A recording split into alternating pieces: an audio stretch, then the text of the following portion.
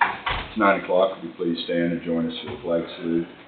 I pledge allegiance to the flag of the United States of America and to the republic for which it stands, one nation, under God, indivisible, with liberty and justice for all.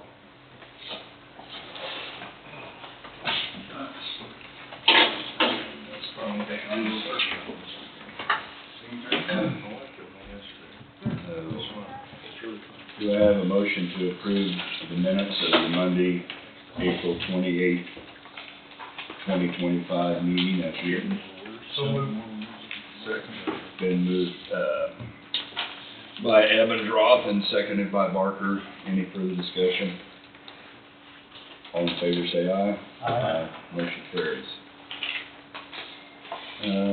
Motion to authorize and direct the chairman to sign 2 tax abatements in the amount of $1,333.74. And I did not look at these. Did somebody look at them? Yeah, those are the ones that we approved as a commission, about a month ago. The number sounded familiar, so, Yeah. okay.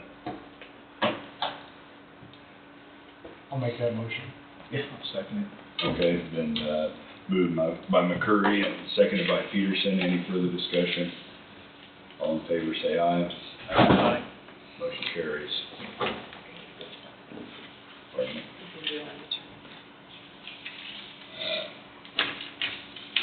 Okay, so I guess we'll, Teresa Martin, Library Board reappointment interest. Good morning. Good morning. Would you like me to stand here? If you would, please.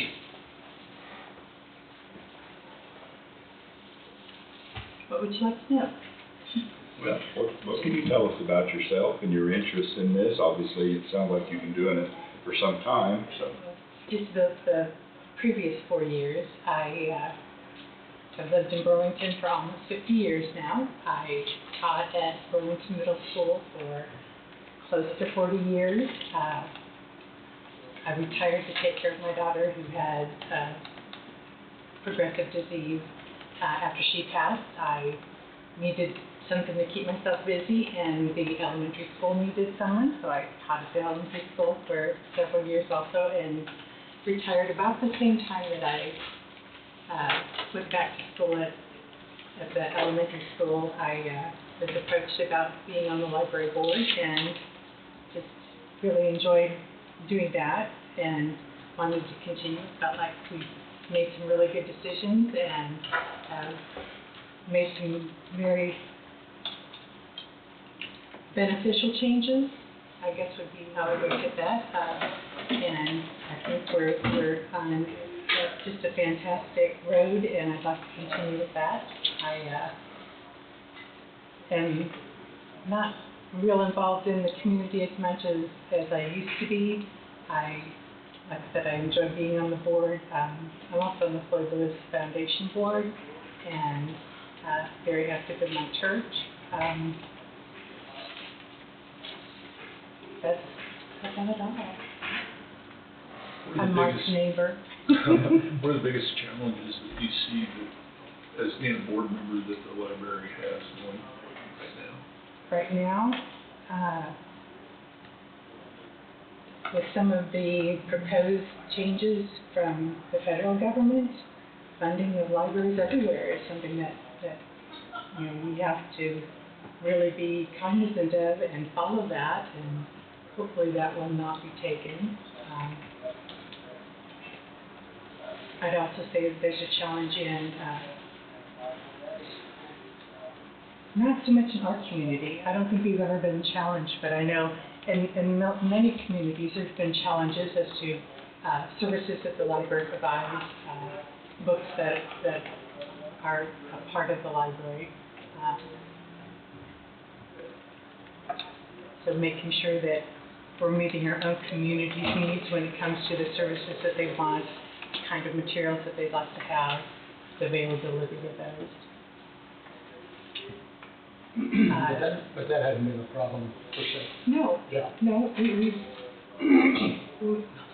quite the opposite. Actually, we get quite a few requests for things that maybe, for instance, we have a group of homeschool people that frequent the library, and they'd asked for a program with that would include something for the Kids Weekly, and so they started the arts program for them.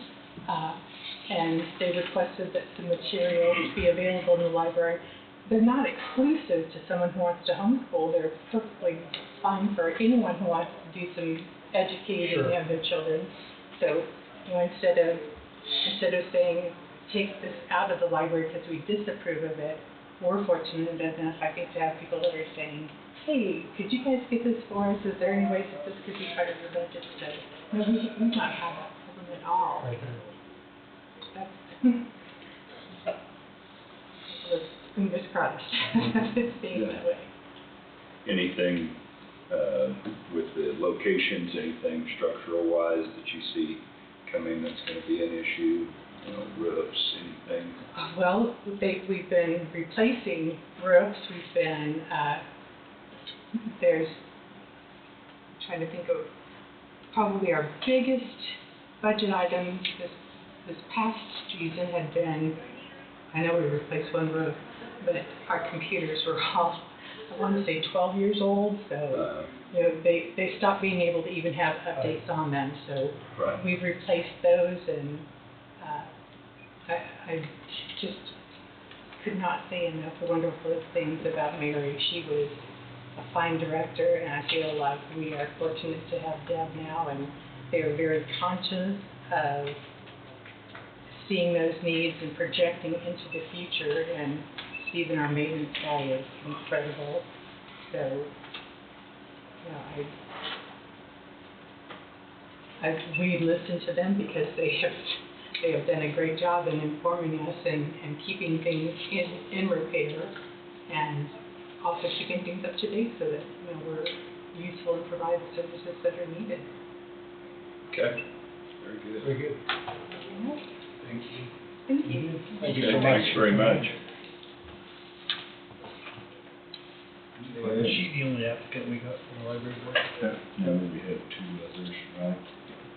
Three total? Yeah. Roger Cole and Tracy Jones. I think we got applications from. For this position. I believe that's right, isn't it?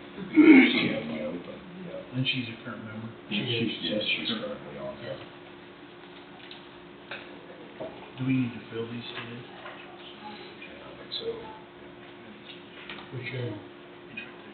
I'm in favor of keeping it on board.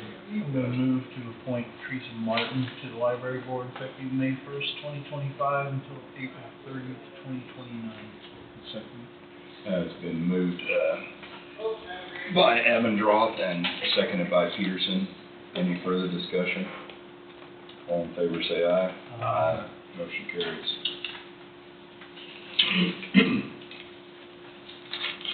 River City Construction Project Update.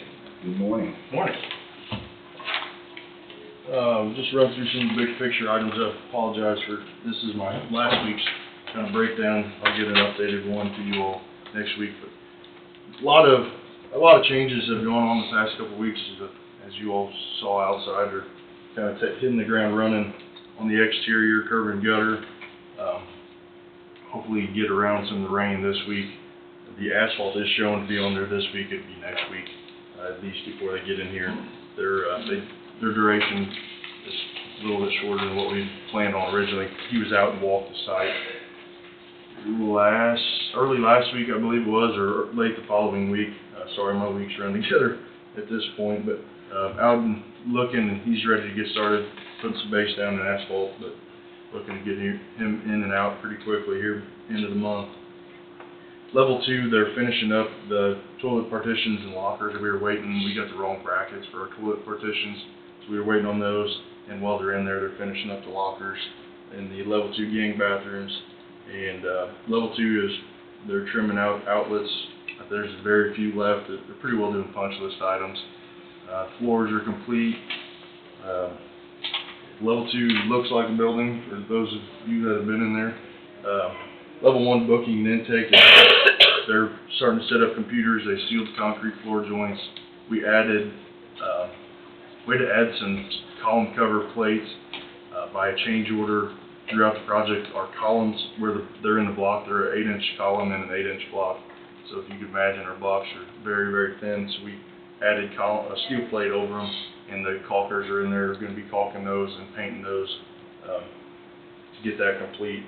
In booking, that's, again, besides the computers going in, one of the last things in there, we got our epoxy floors finished up last week in all areas, cells and booking, kitchen and exam were done the week before. Kitchen and laundry room, the kitchen has very little electrical work to finish up, hooking up the equipment. They brought in all the kitchen equipment last week, got it hooked up, or got it ready to be hooked up rather. So as soon as they're complete, we're gonna get them back for some trainings and get Kelly all taken care of in the kitchen and finish dropping some ceiling tile where we need to get up there. Laundry rooms, the floors are all sealed, the casework's in. Again, another room we're pretty well walking out of. Secured corridor is one of the last areas we're kind of working out of due to the fact all of our main backbone of the building has came down that back hallway that comes into this existing building. There's bundles of wire up there that are massive that we didn't want to put up grid too early and damage it, so we waited as long as possible on that. They started put the grid in last Friday, and we'll start dropping tile here in the near future and that working our way out of that hallway. Sheriff's office, ceilings all dropped, the carpet is all in besides the 2 walk-off areas in the lobby. Hard floors are not in due to the traffic, and the glazers are coming back this week to finish the storefront, and as soon as the concrete guys get back between the buildings, I got them coming back to finish the EFS all the way down so it looks uniform. We don't have big gray patches on the front of the building. Sheriff's and Central, Accurate is in Central Control doing their testing on their security system, doors, cameras, intercoms, that type of stuff starting today. Again, pretty well doing punch lists in most of the area. The majority of our work is in the jail area, just waiting on ceilings. The ceiling tile clip in, so trying to hold off as long as possible to make sure we get our testing, a good head start on our testing so we're not breaking tile to get back above ceiling. Our jail furniture, the beds, the tables, or the bunk beds rather, the tables, trying to think what else, interrogation tables, that type of stuff is showing up mid next week. I'm going to store it in the Sally Port and bring it in as we free up rooms. Everybody's in those big spaces using them for storage. As we're moving them around, we're sealing floors. I think we have the jail cell pods sealed, and we're working our way to the north as everybody moves out of those rooms, and then we'll follow behind with ceiling and furniture. His site work in Sally Port, they're gonna get ready to paint. He was showing it last week. We carried the stairs, or painted stairs last week, and if we get started on it, as people get their stuff out, it's in a nice storage area that hasn't been. We're cleaning it up this morning to get out of his way.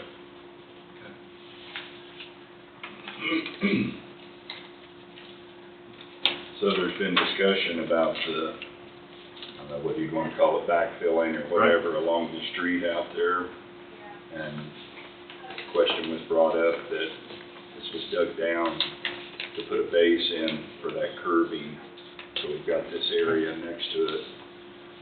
Is there some reason that wasn't prepared at the time when that was dug down? The main reason is to get his form in, because that concrete is halfway up on the concrete we have out there. So you would have been, where your form was, you would have been a couple inches down unless we formed it first. I guess we could have done that. It was brought up when the asphalt guy was here after the concrete guys had started. But the only way to do it would have been to form it all. If you would have done it in rock, you would have been digging it to get your form, edge form on that ribbon anyway, unless there was no concrete. If we would have went asphalt to the building, no problem. But we got that 2-foot strip of concrete that's kind of tying our hands a little bit, is the main reason. So that's basically a transition between the street and our side. Yes, it is. It's got a little swale to it to route water, not a lot, but that's the plan. With the grade, that's, what the plan is, or thought is. Kinda like similar to the, school side's got a valley in their concrete somewhat. Mike, does have a say? I walked around it with Ryan this morning, he kind of pointed some stuff out, so. I guess my primary question was when they put the curb gutters in, do they compact the base that it's sitting on? Yes. And if not, why didn't it extend over to where we cut the asphalt? Because their base is below where that asphalt was. Yeah, I saw that this morning, so.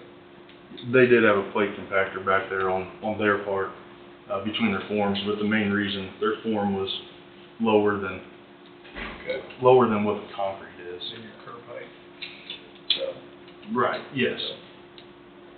Any other questions regarding that? I hope that answers. No, I think it explains it better, you know, I was just thinking it was all just Yeah, dug right. down. Right. Yeah. It was, not discussed, it should have been discussed when this whole conversation started, as far as the mill and patch versus, or mill and overlay versus patch. If we were completely patching and replacing, it wouldn't be an issue, because we were getting down deep enough, but with the mill, we're meeting that mill depth, so he's got a base under it, because he's mill, I was told by the asphalt guy that it was to be bid mill 2 inches. So you're wanting to fill that little gap in with slurry of concrete? And Yes. come in and mill the asphalt up? And then They're gonna mill down to it, yes. They're gonna build the base up to the height of that concrete, once they pour it in there, The base, for the asphalt? what was your question? The height of the concrete, the slurry they're putting in there between the asphalt and the curb, Right. will that be the base elevation for the road, for asphalt? Yes, they'll come back and match the existing asphalt to the top of our curb with the asphalt. Okay. He asked us to hold down. So that'll be 2 level. 4 inches, yeah. Okay. Right. Yeah. Right. Okay, that makes sense. I just, you understand why it's. Yes, no, Mike asked to, right, didn't make sense. right. You know. No, hopefully, like I said, hopefully I've done a good job explaining. Sometimes it's, when you're out there and you know what's going on, it's harder to explain. Yeah. Right. Like I said, I walked around with Ryan this morning, so I couldn't. Okay. And they've been, hopefully he's just been emptying his trucks with it, and I hope he hasn't, I haven't seen a bill for it yet. I expect one, but hopefully it's just a little extra off his trucks is what he's been using, but there's gonna be at some point he's gonna run out of that, I would assume. Okay. But he's been, So just been doing a little bit at a time on Yes. leftover concrete. yes. You worried about cold joints, doing it that way? He's been, stopping it flush, not necessarily letting it slough off where he's got an overlap and possible cracking out. Okay. He's been pouring it pretty dry for his curbs. Okay. And I believe, it looked like a sidewalk, so it'll have fiber in it, just a little extra reinforcement. Okay. Do you have anything else? Thanks very much. Thank you. Thanks, Cole. I should have, real quick, a pay app, for everybody, probably next week. Just so you all know, it's looking, I think it's 1.8.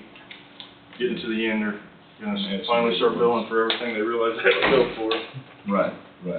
Okay, thank you. Road and Bridge Supervisor Adam Hope, dump truck discussion. Good morning, Adam. Good morning, how are you guys doing? Okay. Not too bad. Been busy. No call outs this weekend. We did have a blade out, yesterday, doing some dust control prep ahead of some dust control this week. So there was a blade out yesterday, prepping some of those sites, mainly west of town. Other than that, the dump truck stuff, this goes clear back to 2023, when this originally started with Custom Truck out of Kansas City. So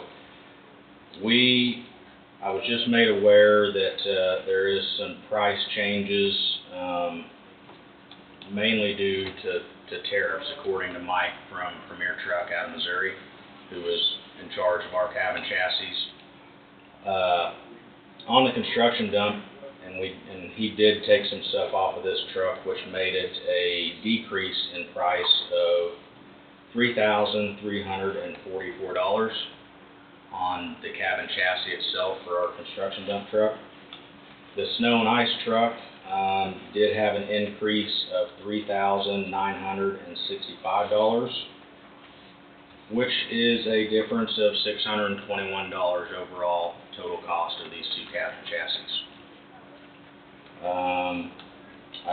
Like I said, I talked to Mike with Premier last week. I also spoke with Cole from Henderson. One of those trucks, actually the snow and ice truck, is to be delivered to Henderson this week, with the second truck being delivered possibly as early as next week. Once those trucks show up, once those cabs and chassis show up to Henderson, those prices will be set. No more adjustments according to tariffs, because Henderson is actually purchasing those cabs and chassis from Premier, and then Cole will get me a hard number on what it should be. But Mike assured me that the price will not change again between here and there. So the boxes or the beds are already purchased? I mean, they're not gonna come back? Nope, the materials for all of as far as Henderson side, none of that will change. Okay. Cole assured me of that. Okay. And actually, Henderson is about, Cole told me roughly, I think, a week to a week and a half ahead of schedule. So once he gets those trucks on site, we will make a quick, well, there's nothing quick about it. It's about a 4-hour trip to Fulton to do a pre-build meeting with them, get everything, make sure everybody's on the same page, and they'll start taking off building and hopefully get this 2-year-long process over with. Get something on the ground. Yeah. Just wanted to give you guys a heads up on that. And the other thing is, I don't know, take it with a grain of salt, I guess. These two trucks will be 2026 models instead of 2025, which originally was what was quoted. So, no necessarily price increase for a one year newer truck. So, Right. two trucks. These are, bid with new beds on them? These are completely new, all new beds, all new trucks, built from the ground up. So what are you gonna do with the ones you're replacing? Or the additional? So the snow and ice truck is an addition to our fleet. The construction dump will be a replacement for one of our older barrel bed trucks or construction dump trucks. Are you gonna take the bed off the old one and sell the chassis? It'll be sold as a full truck. Seems like I've kind of been wanting one myself, and it's worth a lot more together than they are. Oh, yeah, Their for sure. dump trucks are a hot item now, used Yeah. dump trucks, so. No, I mean mainly because that bed is built and designed for that particular chassis. So if you go to separate them, I think you just pretty much shot yourself in the foot on that bed and finding somebody to buy it. Right. But That's been what I've been watching for some time now. I Yeah. sold an old one I had, I'll buy another one. Not been so easy, still on that one. dump trucks, I'll tell you, over the last 2 years has been a nightmare. I mean, we couldn't come up with them, and then we couldn't come up with the Allison 4500s, and it's just, like I said, this snow and ice truck goes clear back to 2023, actually right at 2 years ago this month. That's when I started this original process, so it's been a long time coming. I'm ready for it to be over. Yes, sir. I'm sure. That's just a heads up. Like I said, when Henderson gets those trucks on site, I will come with a motion for a little bit of a price adjustment and go from there. Okay. You guys have anything for me? I don't know. Okay. Yeah. I appreciate it. Thank You guys you, have a good sir. week. Thank you, Thanks, you Sam. too. Okay, Assistant Road and Bridge Supervisor Clinton Souter. Auction for equipment and vehicle discussion. Good morning. Good morning.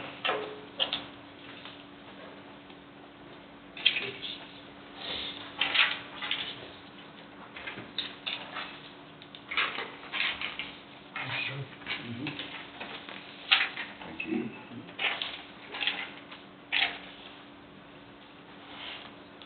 So this is just some discussion on some unneeded equipment that we've either replaced or are in the process of replacing.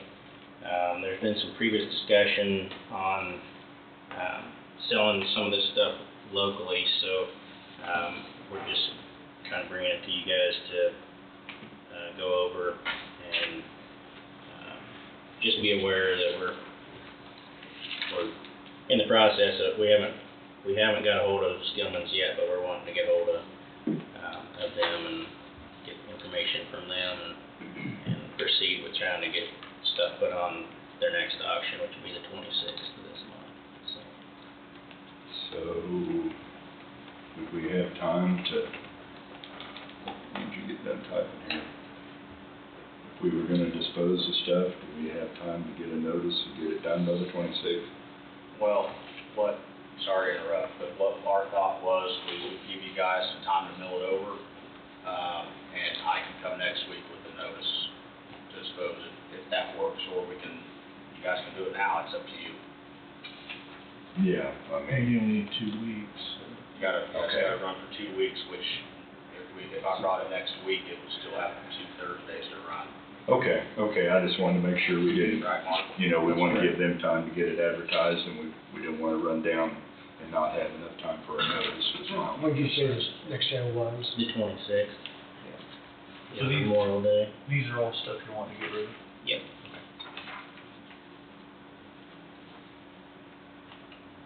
Well, sounds fine to me. Can we come back next week then? Yeah. Okay. I'll give Kenny and I some time to get everything in order. Yeah, okay. Very good. Anybody got any questions on any of it? Is this just a partial list, or you gonna add more to it? This is all we're gonna focus on for this sale anyway. Okay. We've got some other items we may end up doing online.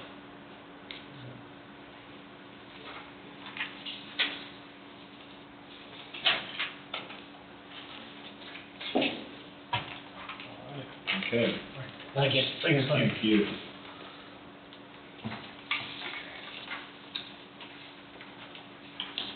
My turn? Yes, Okay. Economic Development Director, Jim Chapman, Department Update. Good morning. Morning, guys. Hey. So I was just kind of going to give you an update what our department's been working on. It's been a very busy April for my first full month here in economic development. So kind of some stuff that I've been focusing on is just really making a lot of introductions, letting people know who I am. I am planning to attend our local city council meetings either this month, or there's a couple I may have to catch in June, just to see what they've got going on in each city, and hopefully kind of get an idea of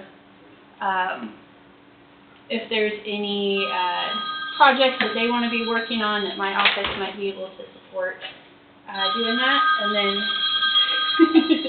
also, hopefully in the next couple weeks, I'm trying to catch them before school's out, introducing myself to like school leadership. I think that's important too. So been doing that. Diving into some big projects that we've got going on. I know I've already been to a meeting. We've got the CDBG grant for the airport access road. So I've been getting up to speed on that. I did want to let you guys know I did meet with representation from Secure Semiconductor Manufacturing. I went out and saw their new buildings, their facility that they're building. They did raise a concern about getting water to their building, so I talked with them. I spoke with Chris Withers from Rural Water District 3. They're talking with SSM about running water out there for now, because I think they're trying to get their building open soon. So they've got kind of an immediate option that they're looking at. I just want to let you guys know, Chris has suggested eventually maybe trying to run a more robust water line out there to connect to water that's at 20th Road, so like 75 Highway and 20th Road. He's going to have his engineer look at what that cost would be, so at least we know what the cost would be. And then once we get that information, I can get that to you guys, or just so we know for possible future expansion what we're looking at. So thought I would update you on that. I've also been trying to get some more information. Last year in July, we were awarded a 2024 RAISE grant for the countywide trail system planning. It looks like we were given the award, but the grant was never executed, so I've been in talk with the CFS engineers who worked on the project, and then also trying to get a hold of our representative from the Kansas office of the Federal Highway Administration. As we know, there's a lot of moving parts right now. There's a lot of grants are being in review. That's what I was told. Like it's not that we may not still get the award, but everything's being reviewed right now, so it's all kind of on pause. So just to let you know, I'm trying to keep up to date to see where we are on that one. And I'll let you guys know when I hear more. We also, our office provided utilities information and connections to resources for a company that's interested in purchasing property from the city of Burlington as their industrial site on the south end of town. So the city staff, they've been involved in that conversation, but we've mostly just tried to connect them to who to talk to about utilities. If that industry were to come to Burlington, they're interested in building a data center. So that's why they've got very specific utilities needs, large amounts of natural gas, and certain energy requirements. So we've been connecting them to the right people to talk to. And then I did also reach out to somebody from the Department of Commerce, because that's something they have been interested in, bringing that kind of industry to Kansas. So I made the connection there because they may have some additional resources or different kind of incentives they may be able to offer that company. So that's pretty good. Let's see. Jenny, back on. Yeah, sorry. No, Oh yeah, and stop me because I talk fast. No, so you're just fine. keep going. But back on SSM, I mean, do they have a time when they're wanting to go into production? Or do they I give don't you that? have a specific date. I was told they're looking at months. Okay. I mean, like a shorter time Right. frame. I don't know. They haven't given me like a Sure. hard date. And if I understood, their water needs, I mean, I realize they need water out there, but their water needs aren't great, if I understand. I mean, Right. it's not, It's not like the chips production we're Right. talking about. And again, this is just in conversation. I was told that their water needs aren't anything significant more than a regular manufacturing business. right. So they're looking at options right now, and then, like I said, when I talked to Chris, he was saying that might be an immediate option, but he suggested us looking at planning for future right. possible better options. Right. And that line would come from 20th Road, that'd be north, right? Right. He said that's a bigger water main there, and I've talked to Carly a couple times, asked him about feedback, because my background is not in water engineering, but Yeah, sure. so we're looking at that and seeing what it would look like. Yeah, if we could make that happen, because obviously our goal is we'd like to see other businesses Right. added along that frontage there, would be our long-term goal, finally, Yeah. So, I'll keep you guys updated and see what it looks like once they have an engineer look at it. Okay. Okay. Let's see. Sorry, I had just a couple more things. One question, I've had a few people approach me already asking about the status of the building at 407 Neosho Street that the county owns here in Burlington. Wade and I kind of discussed a little bit that, the county owns that building. We are paying to have the roof repaired, as I understand it. But I wanted to ask you guys for any feedback. Once we get that roof repair done, is there a plan for what the county would like to do with that building? Any thoughts? If you guys had that discussion Well, of where that's at? my plan would be is we need to sell it. We'd like to get a business in there Okay. as soon as possible. I'm guessing that we're gonna have to do some type of an auction or bid process or something. I don't feel that it serves the public to sell public property without a, Okay. I mean, I prefer to see an open auction where you've got a competitive edge, and we'd probably have a minimum too, I would guess, you know, if we did try to auction it and we only end up with one person interested, well then, you know, if we're gonna have a minimum, the board would have to decide what that was. So that's my thoughts. What's everybody else think? We want it back on the tax rolls. Okay. That's right, exactly. That sounds like a good idea to me. We don't want to be in the landlord. That's right, that's right. We want somebody in there using the property. Okay, that makes sense. I'll kind of keep that in mind as we go forward, except I know we have to wait till the roof gets repaired. But I'll let people know, especially, because like you said, we would like to get a business in there. So hopefully we can encourage the potential business owners, if we have an auction, to pursue that way. It hasn't been repaired yet? Because I saw tons around that building a couple weeks ago. Like on the street. That's a water leak. Okay. I just thought maybe they had it blocked off the river. That's it. The city had a water. Okay. So I originally thought that too. Still on the list to Do get. we know the status of the roof repair on it? The paperwork's done, I think I meant to ask Helfer Roofing, but I forgot. So I think it's on their It's on their list. list. Yeah. Probably have to watch the weather and make sure there's Right. enough of a windows to not create a bigger problem. Alright, that sounds good. We'll keep working on that one. A couple other things. I did attend the Kansas Infrastructure Hub Summit in Lindsborg a couple weeks ago.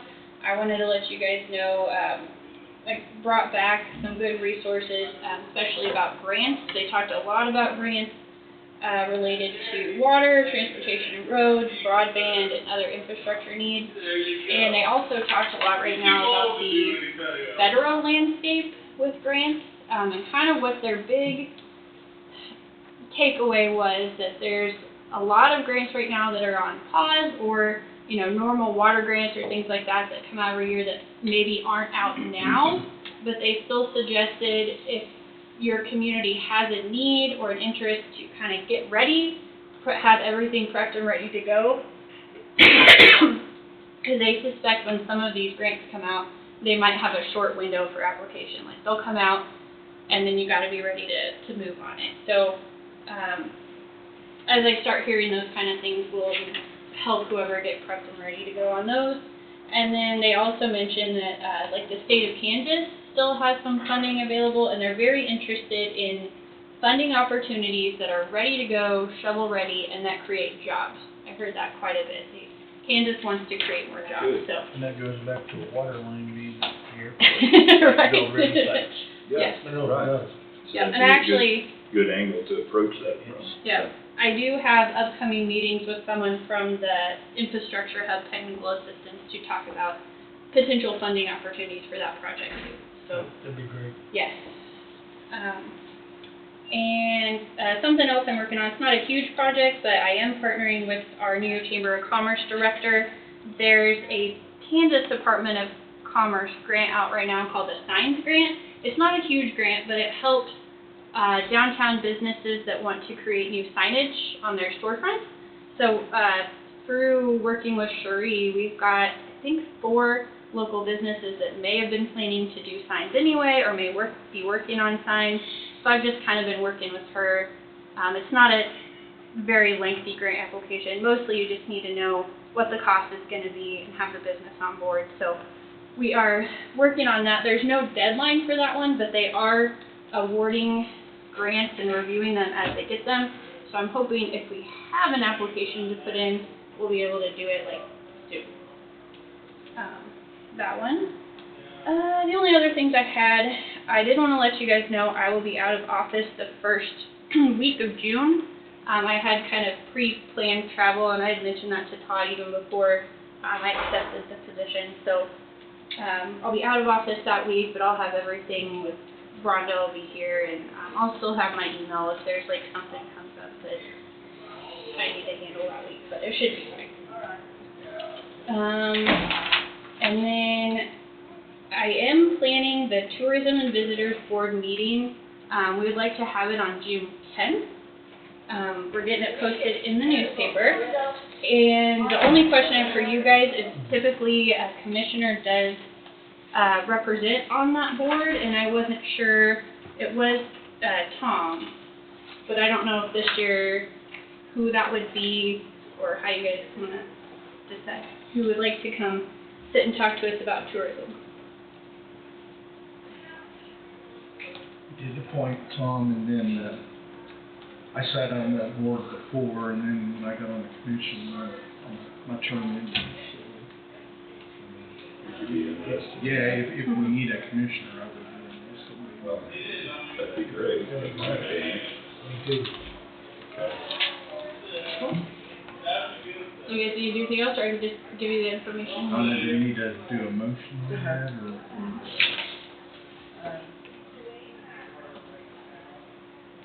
Do effective immediately ending 12/31/2026.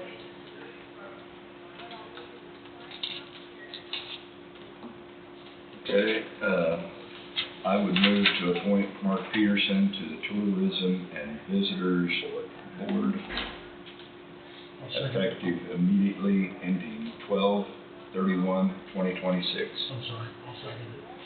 Then moved by Thompson, seconded by McCurdy. Any further discussion? You might make a note that it has a representative of the county commission. Okay, we had that. Yep.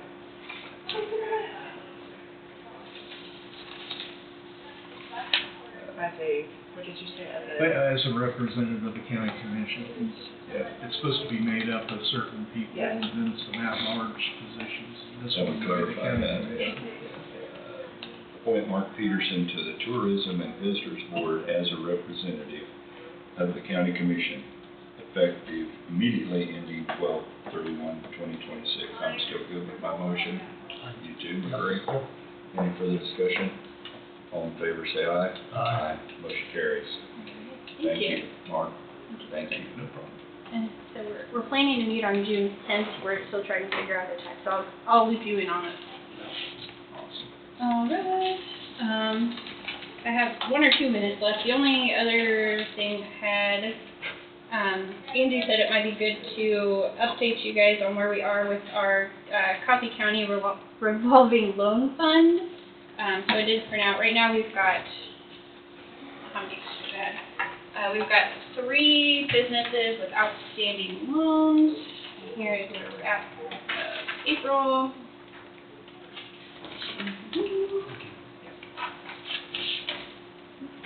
Angie, did you want a copy? Wait, I didn't know if you wanted one.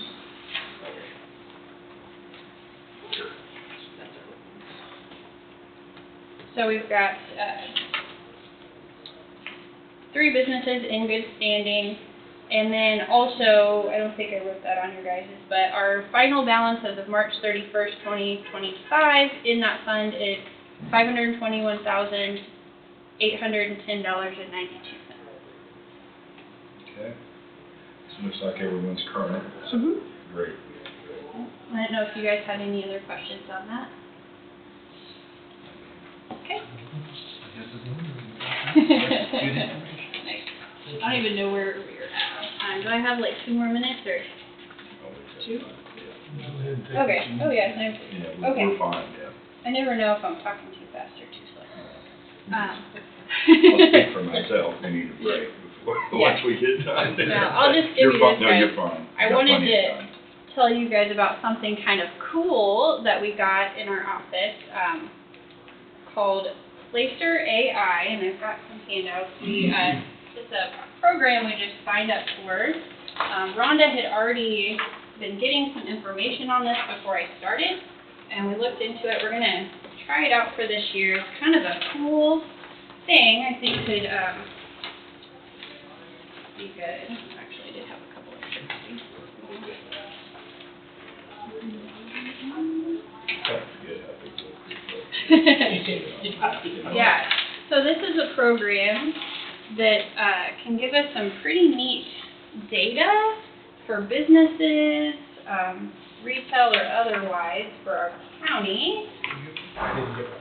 Oh, sorry. Sorry, this one's bigger. Thank you. About plenty. And this is just a few of the reports that I pulled.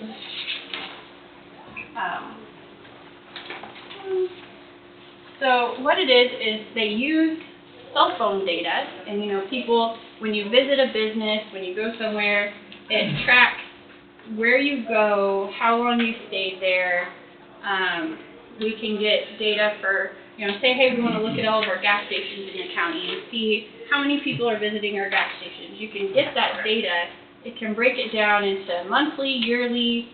If we have a business come in, they're like a restaurant, and they want to know, like, how often are people coming to our restaurant? What day of the week? If we want to try to maybe redo our hours, when are people coming in? It can give us all of that data. We can pull in, or if a business is thinking about locating here, they can get information about other businesses that are around them to kind of help them decide where they want to go, or also help us decide. We can get information about, hey, maybe people are, you know, here, everybody that visits Hoover, well, where else are they going? What kind of restaurants are they frequenting? You can get a lot of demographic information out of there. So for me, it's helpful just to be able to learn the landscape of our community, because I can talk to a handful of people and they can say, well, we really all want a pizza restaurant, or like we want to bring in this kind of industry. And you can hear that, but that doesn't necessarily represent what our community is, you know, actually frequenting, or where are they actually going. So it's helpful to me, and I think it could also be very helpful to other local businesses. So if a business comes in and wants me to run a report on some of this data, I could do that for them. So it's just kind of a cool, I love looking at data, and I love maps, so it's really helpful. And also for you guys, if there's any kind of data that you guys might be interested in, just let me know and I can run, or I can see if I can get you that from there. Any idea how accurate the data might be? We've been meeting with some of the reps from Placer, and I can get you more specifics, but the way that they track it, so like if they say this restaurant had 5,000 visits, they have an algorithm that they use, so you actually have to have your phone data turned on. You'd have to visit that for more than a minute or something, or you can even change how you want to get the data. You can say, well, I only want to see people that were there for more than 10 minutes to see if they're sitting down and eating or something. So you can mess around with it. The big thing is that people, would have to visit that place. They would have to have a cell phone, and you'd have to have your data turned on, which, I would say a lot of people do. I've looked at some of the data on there, and it looks like there's pretty good numbers even for locally. So we're still learning about it, so we're trying it out for now, but it seems like it could be helpful. Interesting. A little bit scary. Yes. Yeah, it is. Big guys watching. But other people are tracking that stuff anyway, so if it's out there, I feel like we may as well use it. Yep. Okay. Yeah. That's I didn't know. pretty interesting. Yeah. If you guys had any other questions for me or anything you need from me right now. I'll get back with you about the message you sent me. Sorry. Oh, that's okay. Same thing. Okay. Yeah, that's just fine. I'll probably have tons of other questions too. I'm still kind of getting into everything, but I feel like I'm trying to jump in and see where I can help. Yeah. Okay. Thank you guys. Good. Thank you. Thank you. Oh, Andy said to ask you guys, how often do you all want me to give? Do you want me to do like a monthly economic development update, or? I think so, Rice, wouldn't you think? I think not really. Or- Unless or something comes any- up. Yeah, any unless other something time. big Unless comes up. something And comes up. however many in between. Yeah, Okay. you Okay. Yeah, I'll try to get Okay. in front of you guys at least once a month. okay. Thank you. Okay, thank you. Thank you, Jenny. So So if we take a break, should we maybe just go 9 minutes and come back at 9:59 to try to get ready for our first, since we've got a phone interview. Well, I wanna actually, see- it's Don't mind here. shut up. So Oh, we- okay, That one won't okay. be I phone. want to Okay. see the rest of the applications for this. Pardon me? I want to see the pile of applications. For what all for? Where are we starting? Planning. Just all of them. Well, here's, All- Damon, all- we did him last week. Dan is the only one we didn't pass around this morning, I think. That was, yeah. Is that right? Yeah. So do we want to take a break? Sure. Come back at 9:50? Or 9:50 would be a little hard. Yeah. 10 o'clock. Go back and set it.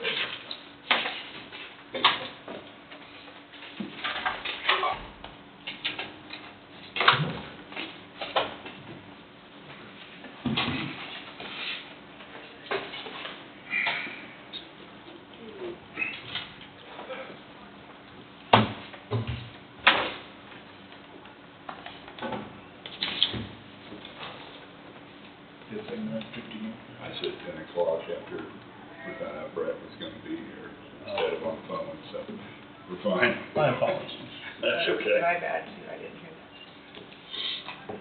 So this is. He's here. Okay, yeah.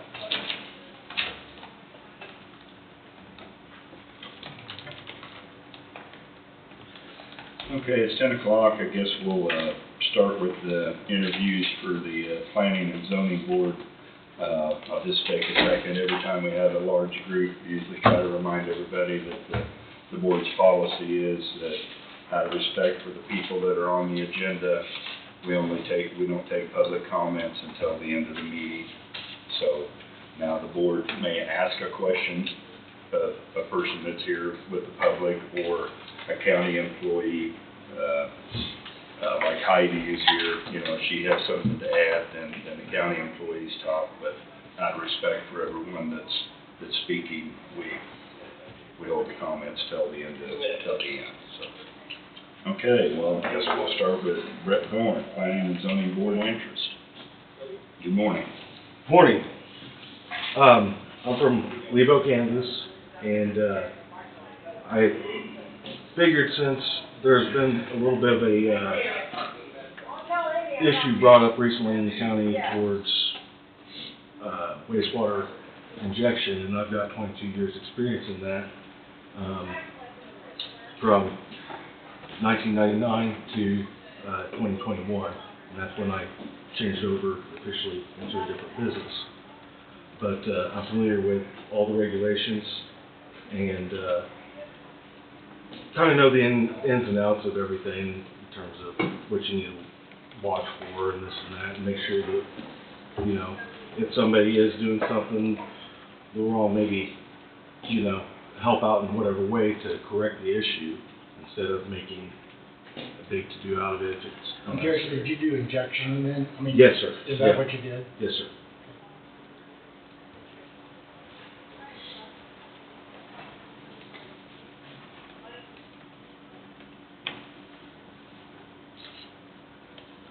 So other than that, what's your interest in the zoning board? Well, that's probably one of the peak interests, but I think there's several different things that maybe need addressed throughout the county that I think that I could probably assist with in some way, shape, or form. I'm very familiar with backsets. Toxic metals is something we always had to watch out for. For example, several years ago, we did a job in Minneapolis, Kansas, and there was a zinc coating place up there, and they were putting into their wastewater ponds, and when we pulled a test and sent it off to the lab, it was extremely high, and we couldn't land apply it then, so we had to contact the engineer, EPA, all that kind of stuff, and make sure that was handled differently. And what they did was they made an addendum to press that sludge, which is dewatering, runs through a press, get all the water out of it, and then they bind it with polymers, and then it goes to a landfill at that point, because it can't be land applied because it's toxic. But on landfill, it's safe, after the process. Yeah, Class D landfill. Right. Yeah. They have liners, Sure. and basically they end up burying it. And you're kind of encapsulating it then when you press all the water out of it. And Yeah, and that's why they bind it with Right. polymers, Yeah. you know. And that's so you don't have any further issues with it escaping where it's supposed to be. So, we don't do the pressing. We had to hire a secondary company to do that. What we did was injection. But having the familiarity with the rules that go along with that, I think would be Sure. very beneficial to the county. Also, there's another aspect to it. For example, there was a competitor that did a job in Valley Falls in, I think, 2007. And it was a water treatment plant, so you're talking lime sludge. That lime sludge got over-applied, and when it rained, it flooded through a ditch, over a road into the opposite side ditch. And Valley Falls, their zoning board up there, I think it's Jefferson County, made some changes. So the next time when we did a job over there, we knew about the changes because they addressed it. But having the familiarity with knowing somebody else in the state has made a change, that if there was an issue here, I know who to contact and look further at their zoning regulations and see if it would apply here. So. Brett, do you see any conflicts of interest that you might have with the zoning board? No, I don't think there should be any conflict of interest. Pretty straightforward, really. Do you reside within the city limits of Lebo? Well, 2 feet of my property is in city limits, and the rest is not. So where you live, is outside the city limits? Yes, 651 26 Lane. Believe it or not, that comes into play. Yeah, 'cause Yeah. there is an issue about that. Yeah. About how many we can have inside of city limits, correct, Mark? Correct. Yeah, the actual residence is not on that 2 feet within city limits. That's just property. Yeah, Okay. So you're actually outside. correct, yes. How do you perceive the planning board's role in implementing the county's comprehensive plan? Well, I believe we need to look at it and see what they find out in the comprehensive plan before any determination is made. I mean, it's my understanding there's concerns. I've got concerns of toxic metals that are in those. And in fact, last week, I got a call from a company asking me to haul those, and I told them they need to get permitted through KDHE and this and that. So I called down to the landfill and talked to Wayne, and he called the KDHE guy, and they've got concerns at KDHE for legitimate reasons. So as far as comprehensive plan, we just want to make sure this, whatever comes in this county needs to be safe. You know, that's the main thing. And that's kind of where I stand on it.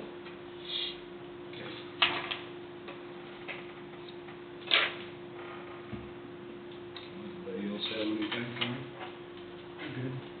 Okay. Okay, well, thanks very much. Thank you, guys. I'm actually going to hit the road. I got that call I got. Okay. So, thank you, guys. Okay, thank you. Okay, Alan Holmes, Planning and Zoning Board interest. Good morning. Good morning. I can't follow that. Everybody's gonna have to try, that's the problem here. I retired a little over 4 years ago and from a utility company, and I just kind of thought I'd have something to maybe fill in if I got time that I can contribute to whatever might need to be that comes to the zoning boards. Like I said, my experience basically utility based. I did work construction for 10 years before that, so you know, none of that experience. Right. You'd have experience with setbacks and those kind of things with the gas company, wouldn't you? Oh, yeah. Knowing how that works Absolutely. right of ways and, Yeah. everything. Same with road construction, I mean, you have the same thing with offsets.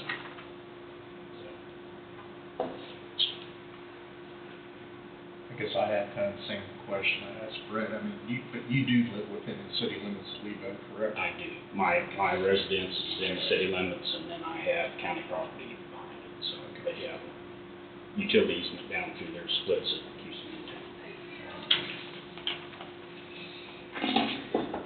Do you see any conflict of interest that you might have with this?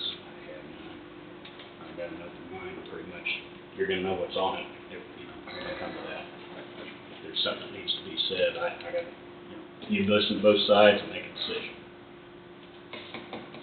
I'll ask the same question, I guess, I asked Brett also. How do you perceive the planning board's role in implementing the county's comprehensive plan? Well, I kinda have to go along with what he said. I mean, there's so much that comes into play, and, each circumstance is gonna be different, and I think you just have to look at it and, go with what's best, what's in the best interest of the county.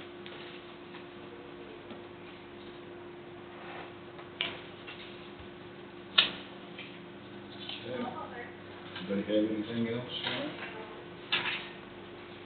Okay, thanks very much. I appreciate it. No, thanks, Alan. Okay, Angie Trullo, Planning and Zoning Board interest.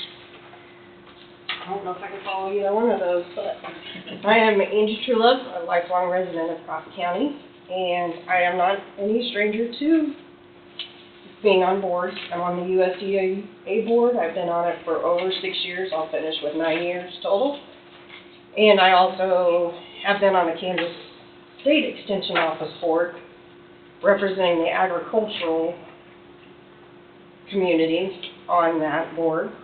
And then I'm also on the cemetery board of Pleasant Township, which they're dead, they don't care.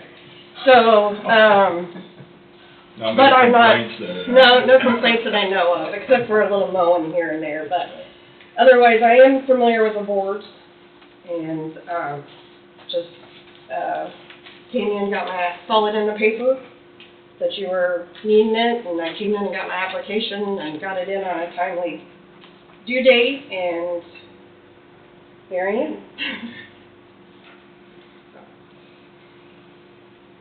Angie, do you have any conflicts of interest anyway? In popular belief, no, I cheat objective to everything that I come across in this board. I'll ask the same question, I'll be consistent, I guess. How do you perceive the planning board's role in implementing the county's comprehensive plan? I'm the same way. I'll be objective to hearing both sides, seeing what we need to do best.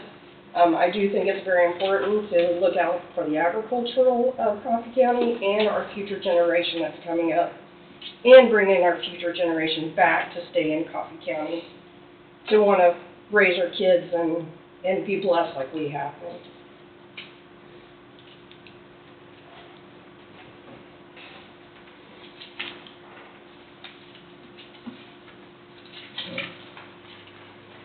Anything else for Angie?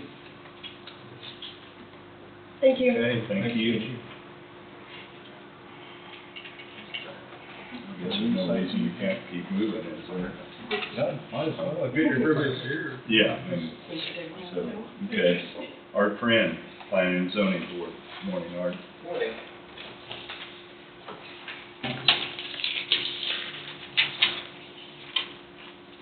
I'm Art Friend from Lebo. My wife and I farm in the northern part of the county. We have 2 daughters. Our oldest is a nurse at Children's Mercy in Kansas City, in the pediatric ICU. Our youngest daughter is a freshman in high school. I went to college, Hutchinson Community College, earning dual degrees in ag diesel mechanics and farm and ranch management. After I graduated, I went to work for a highway construction company, doing highway seeding and erosion control work. While there, I was promoted to project manager, overseeing logistics and the day-to-day operations of the company. Since then, I farmed over 20 years on my own, raised corn, soybeans, wheat, hay. We run a truck over the road, delivering hay to our customers in numerous states. And one thing in farming and trucking, there's a lot of regulations you have to learn and follow. I'm familiar with following regulations. Like Angie, I was on the USDA Farm Service Agency County Committee. The county committee, FSA County Committee, is a board of local farmers that are elected to implement federal farm programs at the county level. There is one potential conflict of interest I'd like to mention. As you guys know, my brother and I visited with you guys a couple weeks ago about the land application of industrial waste in the northern part of the county. My brother has taken that discussion on and has been working with Heidi trying to find a resolution with that. I would like to point out, though, that I have no financial benefit one way or the other on that, and if I was appointed to the board, I would abstain from anything with that matter. I believe I'd be a good fit on the zoning board due to my previous experience. I enjoy doing research, and like Paul Harvey always said, I'd like to know the rest of the story. Another point I'd like to make is I do live in town, but I farm out in the country. I feel like that would give me a unique perspective on both rural issues and issues affecting the communities in our county. I'd like to answer the question of why I'm applying for this board position. I care about the future of Coffee County. I was raised here. I'd like to retire here. I'd like Coffee County to be a place my daughters want to remain in or return to someday to raise their families. Do you guys have any questions for me? What do you see as one of the biggest needs in the county right now? There are several. One would be, I think, housing. There's a limited selection of available affordable housing in the county. I think that should be something that maybe not as a county that the county is responsible for, but I think that there should be ways to encourage housing to be developed in the county. I think there's we need to find ways to keep our youth in the communities, bring them back, whether it's even if it's to live here, to commute elsewhere, but jobs in this county would be beneficial.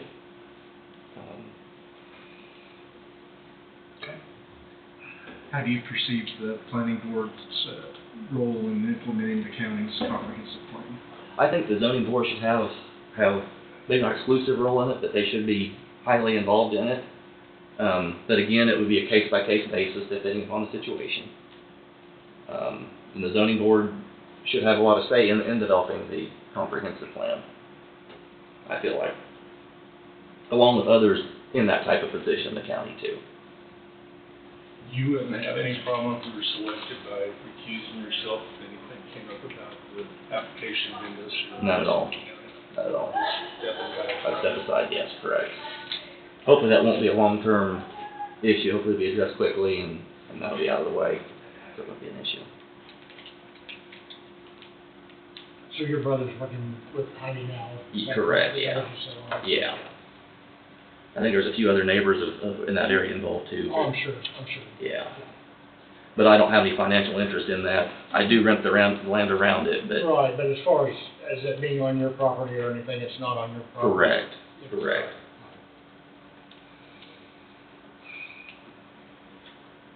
You guys have any questions for her? Thank you, guys. Thank you. I guess we'll go to Road and Bridge Superintendent Brian Durst, 58 Highway Detour. Good morning. How are you? Good, how are you guys? Well, just a couple of quick things today, before we get to that 58 discussion. I do have a CP2 for Jake Leiser. This would be summer help for the landfill. He worked last year for us, and so he's coming back again this year. We'll be bringing him in at a step 2, since he was second year.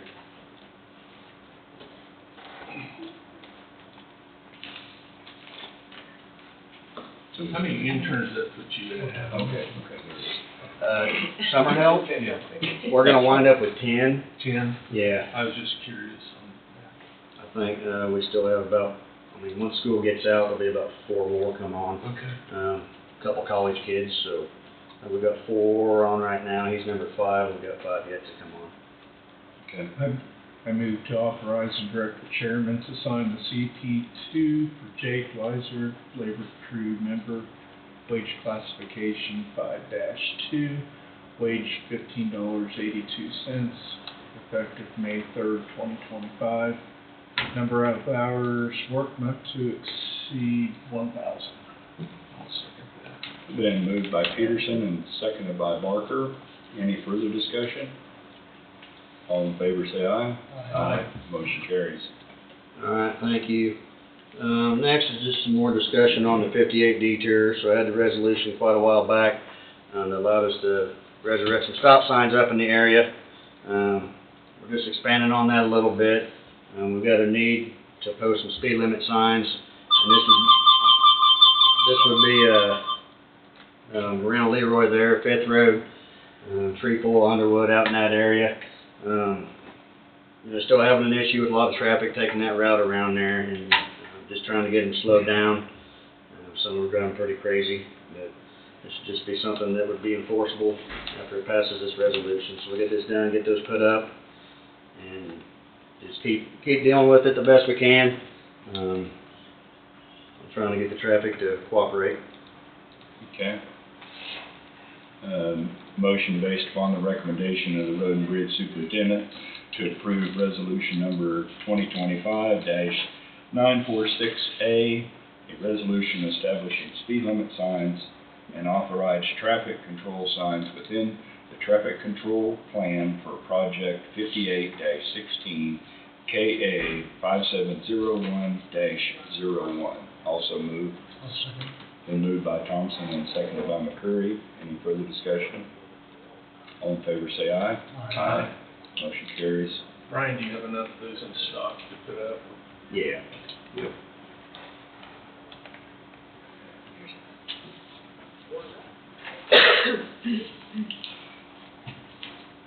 All right, that's all I had. That's pretty short. Short and sweet today. It was. Thank you for the tour this morning. Yeah. All right, well, I appreciate it. Okay. Thank you. Okay. Okay, yep. All right, have a good week. You too. Thank you. Well, I guess we'll move on to Darrell Wilson, Planning and Zoning Board Interest. Morning, Darrell. My name's Darrell Wilson. I farm outside of town, plus some other business interests, property around the county for rentals. Hopefully get some houses built. Things. So my interest in it is just surely we need more stuff in the county and be a little common sense onto the board.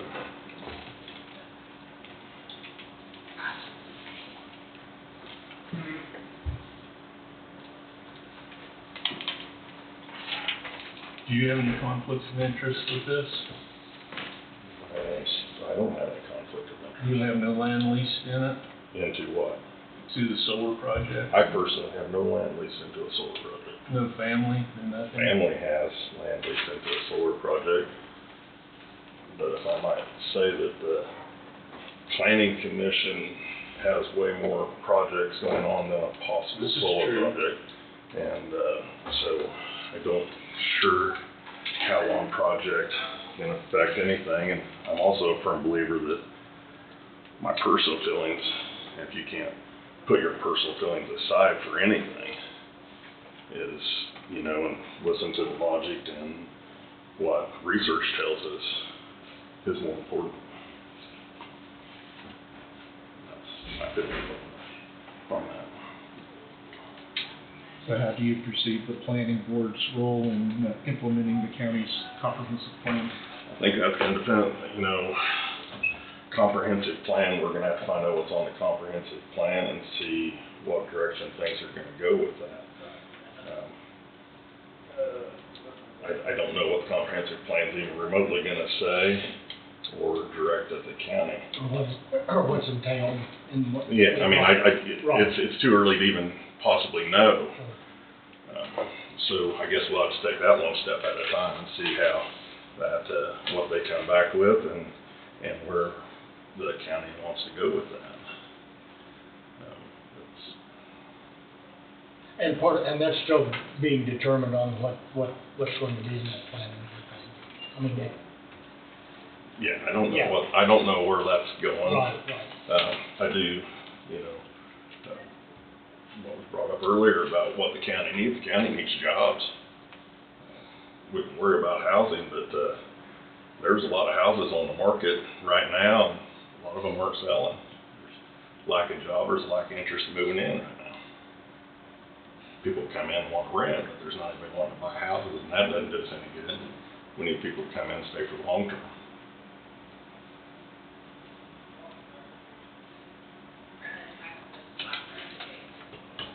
Do you think that partially has something to do with interest rates as far as buying versus? Yeah, some of it can have something to do with the interest rates, but the interest, interest rates have come down a little bit, but, Right.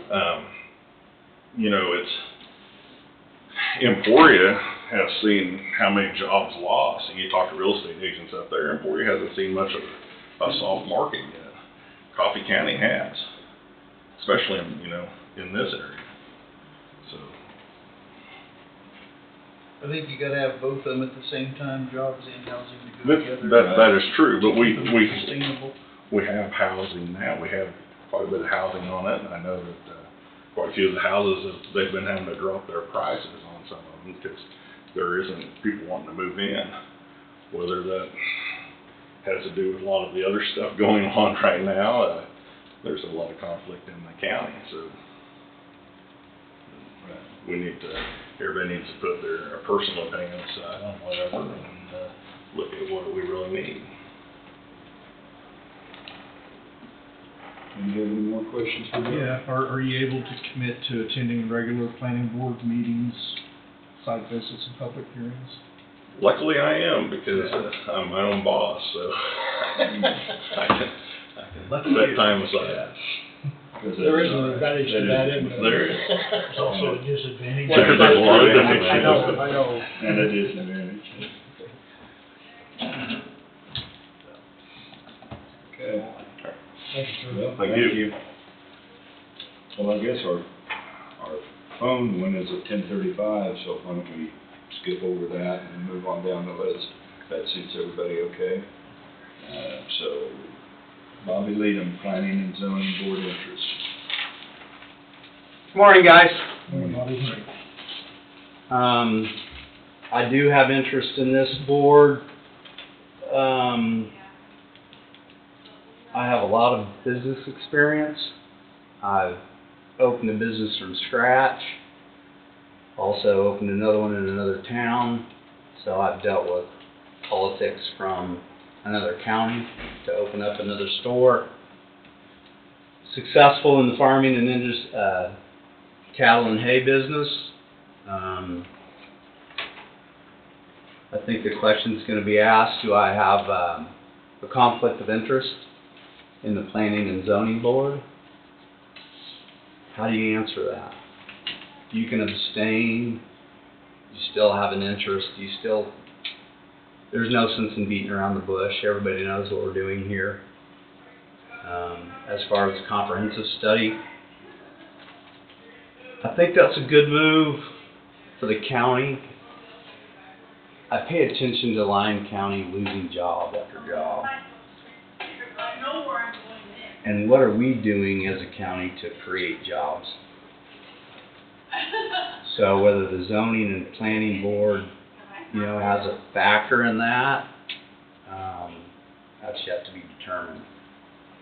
So I'm open to questions from you guys. I've been here for, since the mid-'80s. I wasn't born and raised here, but I came here and worked in town, had an opportunity to go to the country, sold my businesses that are still operating today. So I feel like I'm a pretty good critical thinker when you start from scratch, and I feel like I'd be a good addition to the committee. Any questions? Are you able to commit to attending regular planning board meetings, public hearings? In today's world, I'm in a lot better position than I was 20 years ago. When I was busy trying to build a farm and try to build a business, I've got great employees that work for me. So like Daryl said, I'm self-employed, so you do have that opportunity to get away when you need to get away. So,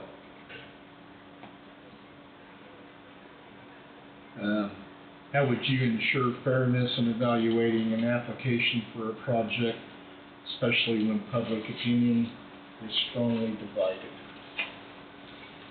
good question. Kind of like the school bond issue, right? You know, it's a difficult situation, but you've got to think about what's best for the county and not just what's best for 5 people or 10 people. So you need to be open-minded to that.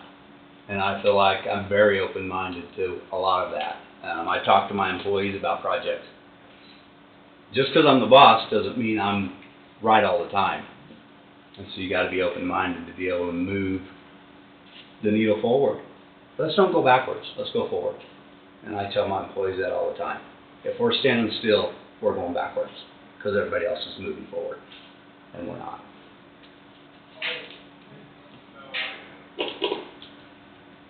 Anything else? I will say one thing about being the boss, not being right all the time. That's true. If you've got a good employees and they give you some good input, like a good boss will always take that as part of the job. Right.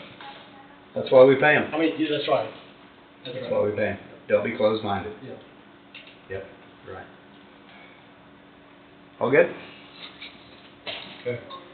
All right, thank you, Barry. Thank you. Well, looks like we've still got time. I guess we just will go ahead and take Jared Truelove, Planning and Zoning Board interest. Morning, everyone. Good morning. I'm Jarrett Truelove. I've been a lifelong resident. I know I'm a lot younger than everybody else that came in today, but I plan on being here my whole life. Since I am the 6th generation farmer in our family.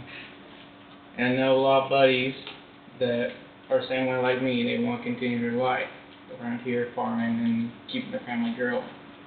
So I want to protect that, and that's what my interest is in the zoning board, is protecting our future farming generations and even our city generations coming up.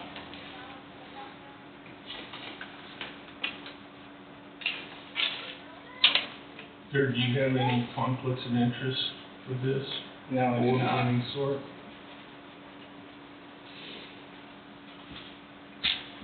Are you able to commit to attending regular planning board meetings, public hearings? As long as my boss will let me, and she's standing right behind me, so. Or sitting behind me. So I take it you listen to your boss pretty much. Is that Yeah. I'm used to it. I try to. Is that right? How do you perceive the planning board's role in implementing the county's comprehensive plan? I feel like the comprehensive plan will help find what in this county makes the great county that it is, and what, as a planning and zoning board, you need to do to protect those entities. Whether it's your agriculture, your Wolf Creek, or everything else in this county goes on. What it will find, who knows to say, but once that is understood, then it'd be a key role planning and zoning to keep working with the comprehensive plan and make it stronger.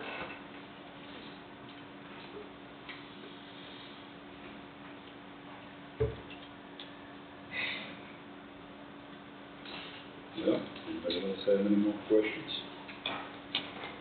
Okay, thanks for your interest. Thank you, guys. Well, should we? Yeah, I guess you can see if you can get him, and if not, then we can send some stuff around to be signed, and what have you here while we're waiting. Is he on Andrew Cooper? Yes, for Andrew Trupin.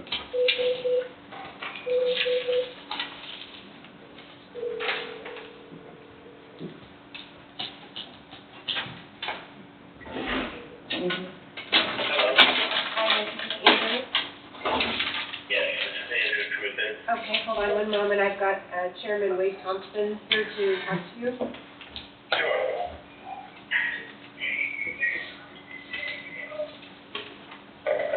Hey, good morning, Andrew. Good morning.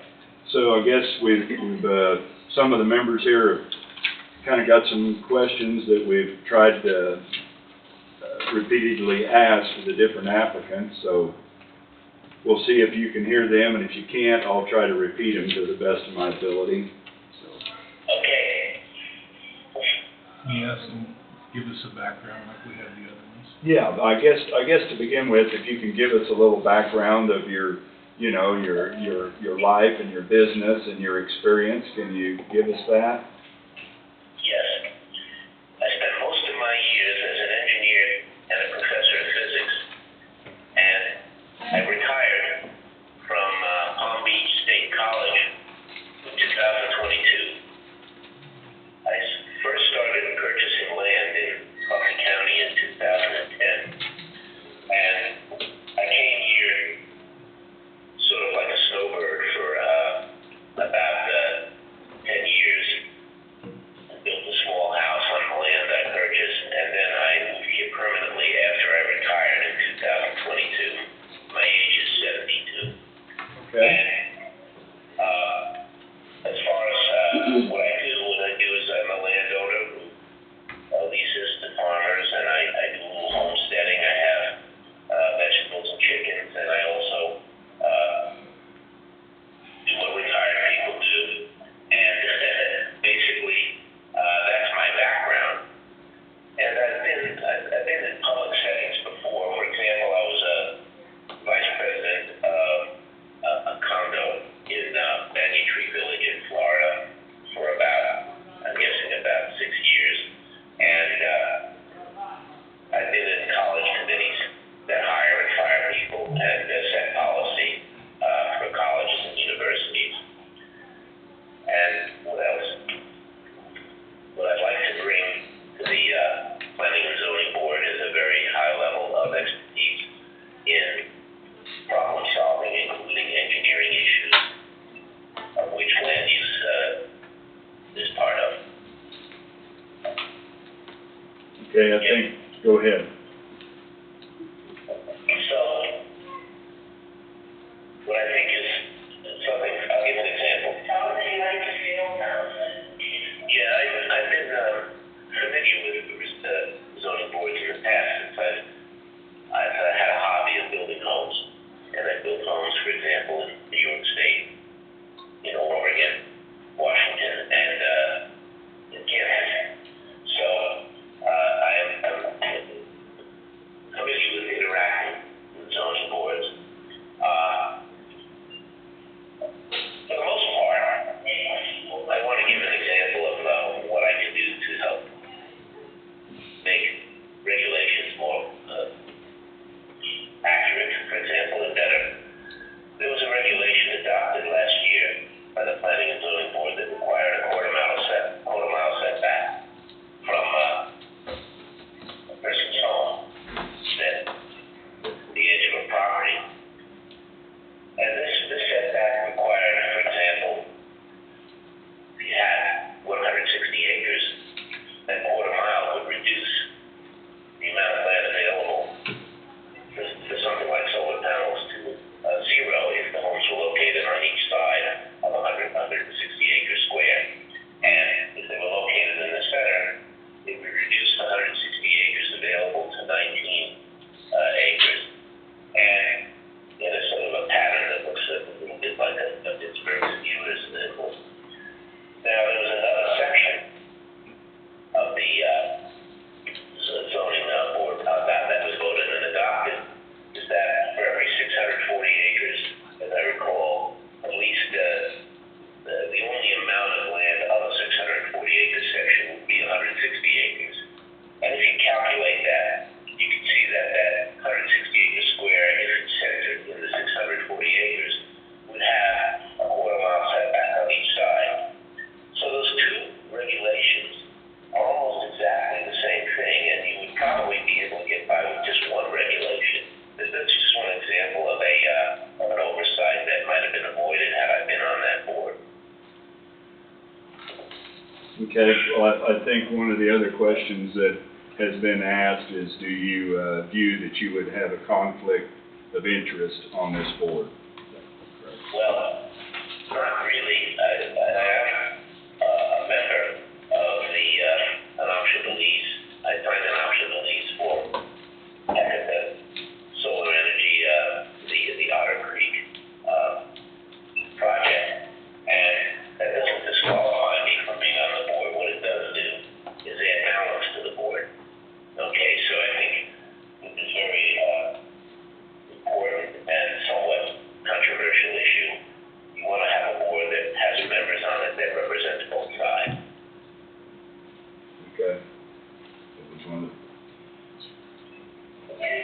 Yeah, I got a question.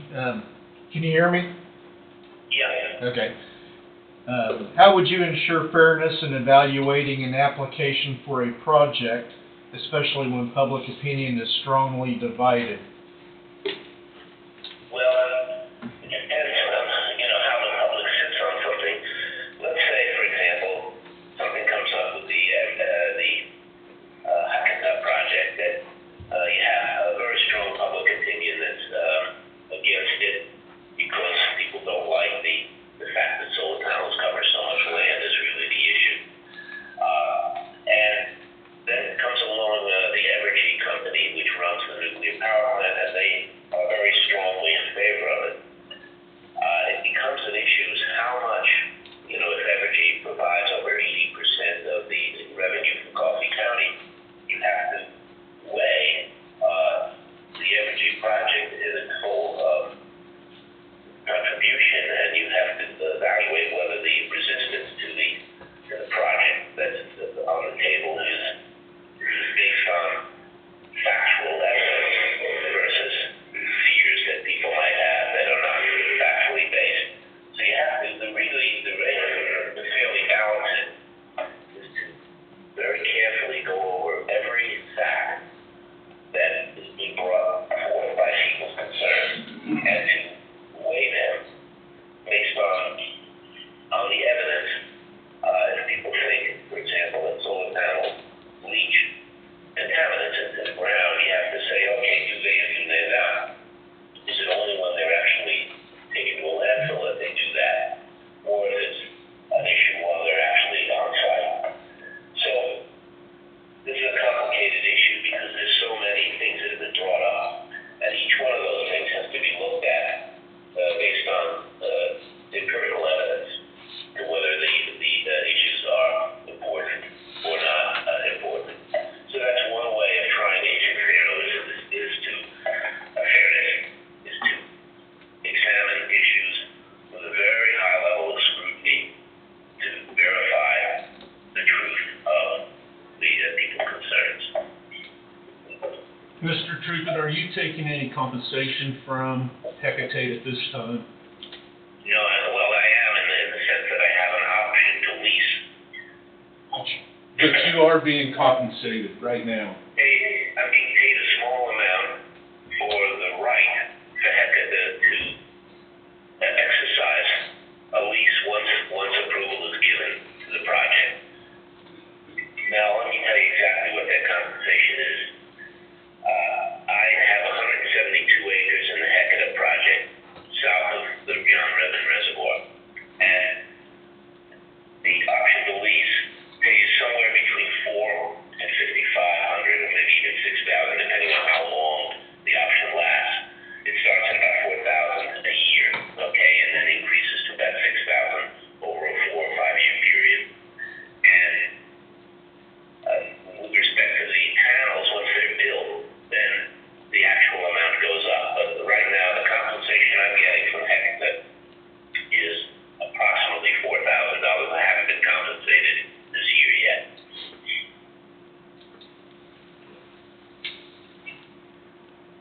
Ron, did you have another question you asked before? Sure. How do you perceive the planning board's role in implementing the county's comprehensive plan? I didn't quite hear the last part of that. How do you perceive the planning board's role in implementing the county's comprehensive plan?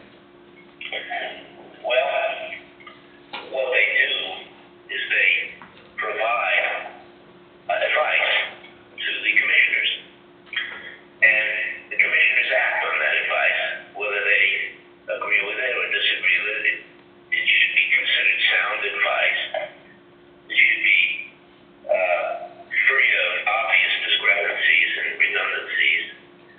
And the board's role is not to push through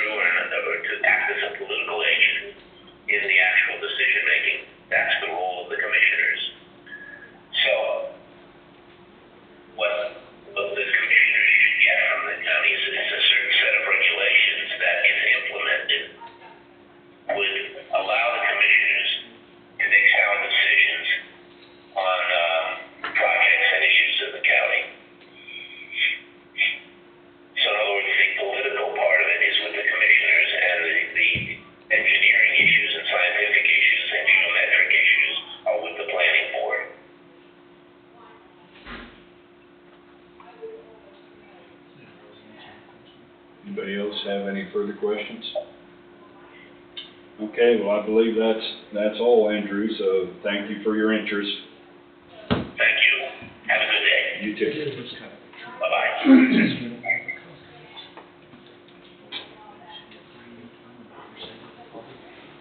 Pick that receiver up, wait, pick it up, make sure it's cut off. I think the light went out, but I think it didn't. Yes. Thank you.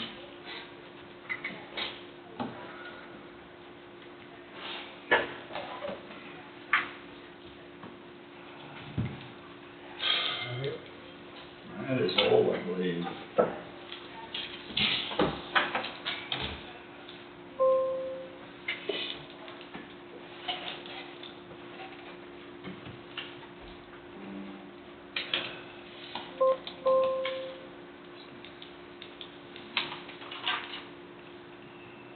So we've got lots of interest here, lots of different viewpoints.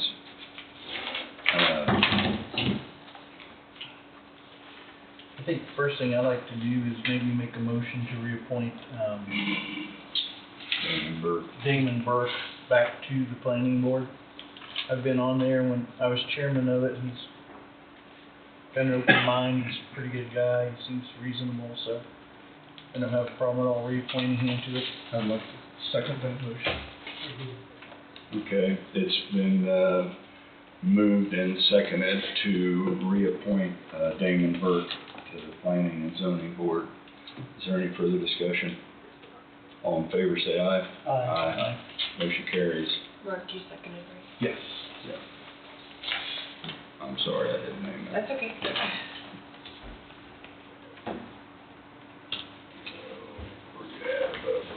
When I looked at the bylaws for the planning board, and there's a couple things that jumped out at me that I was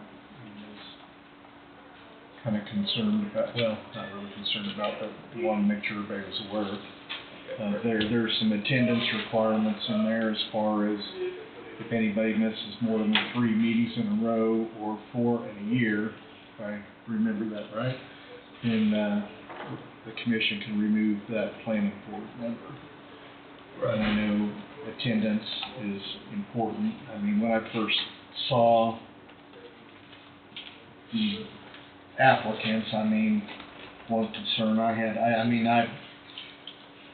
I was thinking it might have been prompted by one issue. I was hoping everybody was, and after talking to the candidates, I think it is a little deeper than that, but wanted to make sure that it wasn't a one issue and that they had the whole county's interest, I guess, at heart. So that's one thing. And then also looking through the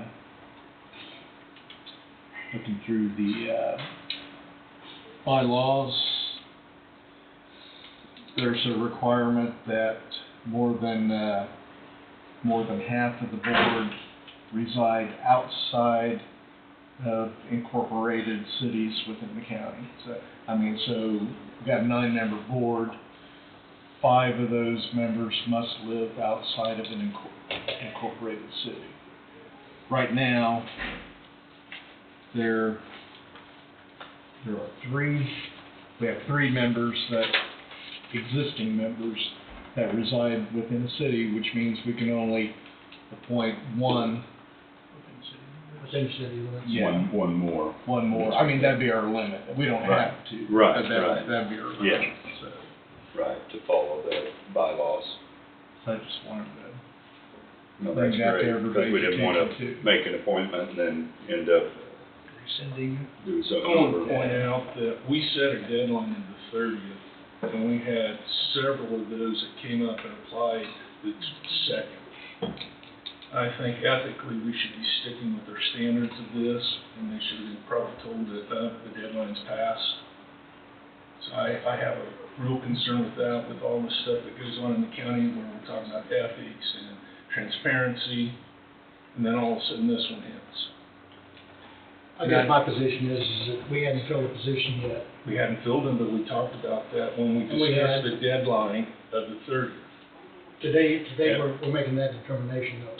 But I went back and looked at the ad, the way it was advertised, and it more or less said that the positions would be appointed by the 30th. It never really said the deadline was the 30th for the application. So since we did not appoint anybody. Okay, then we had applicants that were told that the 30th was the deadline. I thought it said until they were filled. That was my understanding. I just don't see that as being an issue, Todd, but that's just my opinion. Because If we'd have had a meeting on the 30th, then it would have been done at that time. The ad said all positions to be filled by April 30th. And since we did not take action on it. But were left it were open. candidates told that the 30th was the deadline? I don't know if anyone was told that. I don't recall telling anyone that myself. I don't know if anyone in my office did. I can check with them, but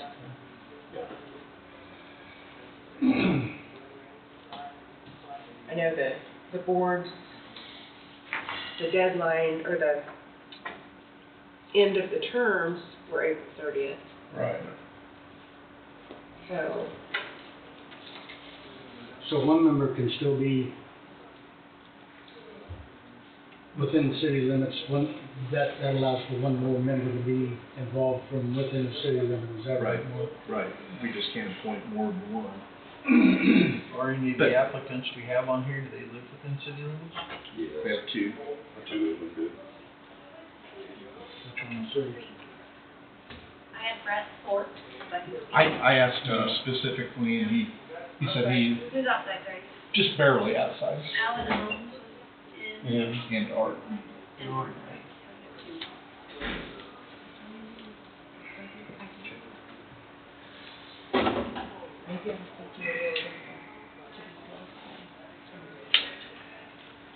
I guess I did tell them. I didn't realize, I might have been confused with the to be filled by date.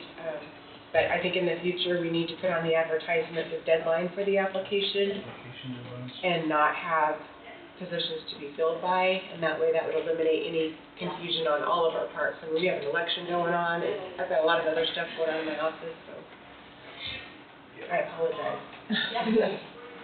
I think it definitely needs to be a little more definitive. Well, we tell the door was closed, so we didn't go. I think ultimately I just wanted to make sure that your application is and was going to get you just said that. So we've got one position to be filled. Two remaining. And two remaining.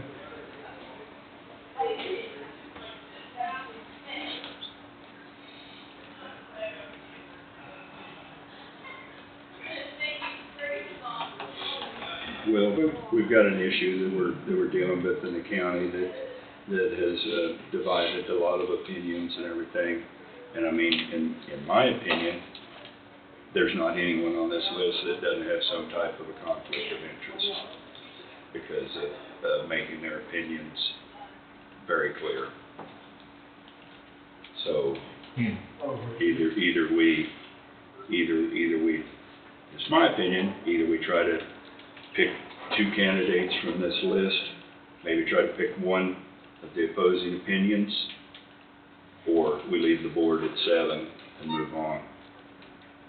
I think in their bylaws, it's 9. It doesn't have to be, I believe, does it? Yeah, I think it does. Because I think you guys tried to do that earlier to shorten the membership.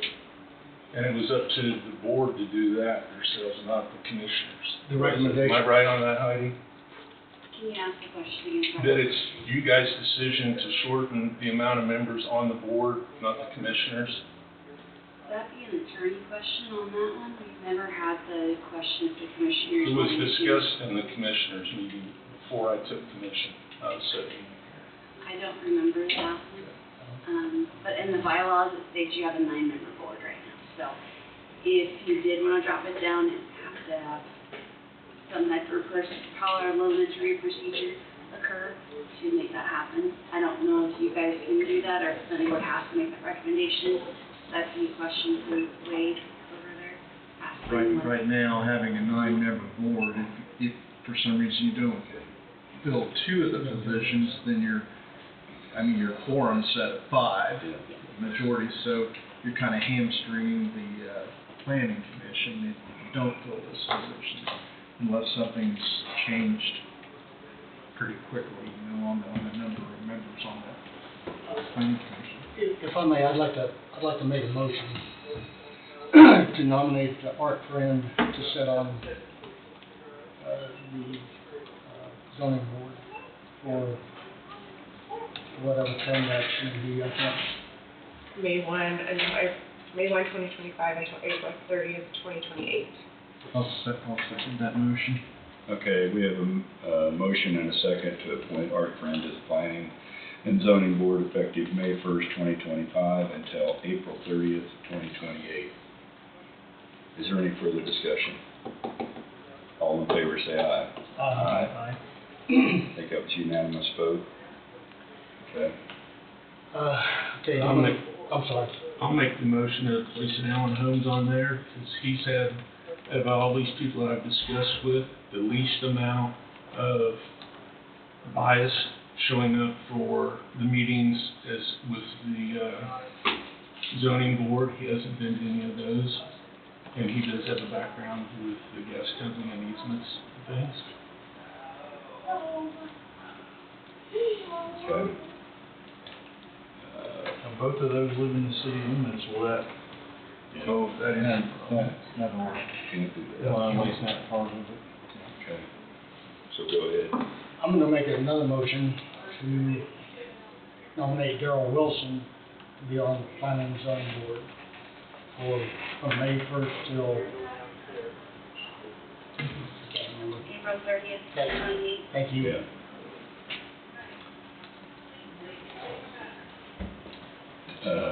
McCurry has moved to appoint Darrell Wilson to the planning and zoning board effective May 1st, 2025 until April 30th, 2028. I think you had a motion that had to die first before. Oh, okay. I'm sorry. Okay. I thought we said that was, that he wasn't, okay, but he wasn't eligible because he's living in city limits. I'm sorry, Todd. Okay. Do I need to back mine up? No, I just Okay. wanted to make sure that was. I'm sorry, I just thought we were ready to move on, not trying to. Okay. Got a motion by McCurry. I'll second that. Any further discussion? All in favor say aye. Aye. Nay? Nay. So we have 4-1, is that correct? Okay, so motion carries.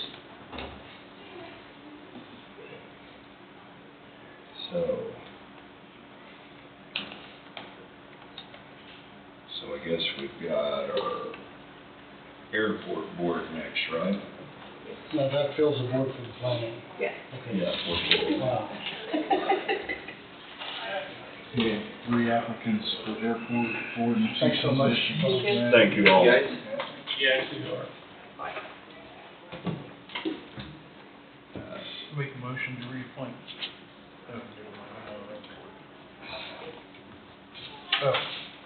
Lower left corner there. Pat Reeves, position number 5. Effective May 1st, 2025 until April 30th, 2028. I'll second. Okay, it's been moved and seconded it's been moved by Abendroth and seconded by McCurry to reappoint Pat Reeves to the airport board. May 1st, 2025 until April 30th, 2028. Any further discussion? All in favor say aye. Aye. Motion carries. I would make a motion to reappoint Brett Skillman to the airport board effective May 1st, 2025 until April 30th, 2028. I'll second that. Been moved by Thompson and seconded by Barker. Any further discussion? All those in favor say aye. Aye. Motion carries. So, what else did we have? apply for a Ford, don't we, Jeff? We already did that. Yeah, we did that one, that's right. I think we have all the boards Yeah. now. Wow, that's like unheard of.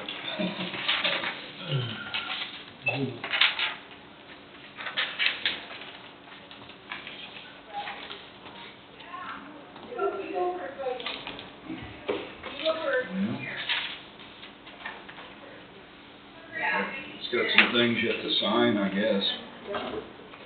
No, come here. How you when's your next board meeting? Third Wednesday. 16th. Wait. That's April, that's April 23rd. You might change that. Yeah, can you rip April off of that? Alright. Oh, you're still on April. I kept on looking at that one. You couldn't find the date you were looking for, huh?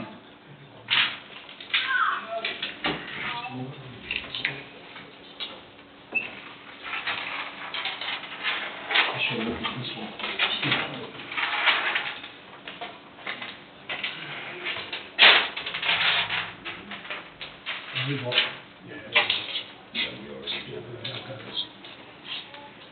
That one didn't get passed around before. Right, right. There's that letter about that. Fire. Fire. No.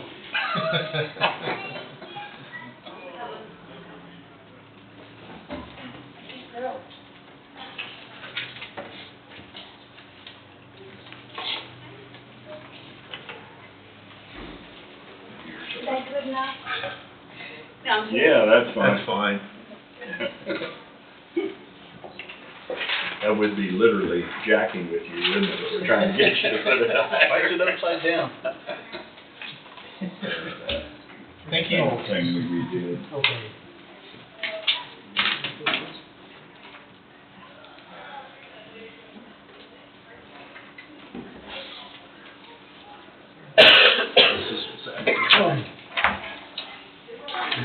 That's after the fact, that's the library board.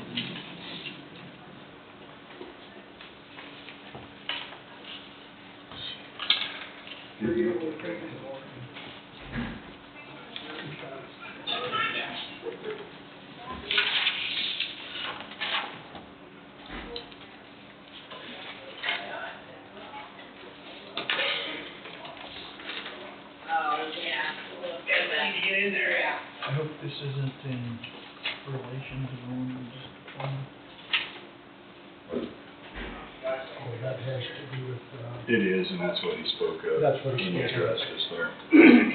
Eric is the one that's, His brother, Ramsey. his brother, I think, isn't that right? Yeah, Eric is.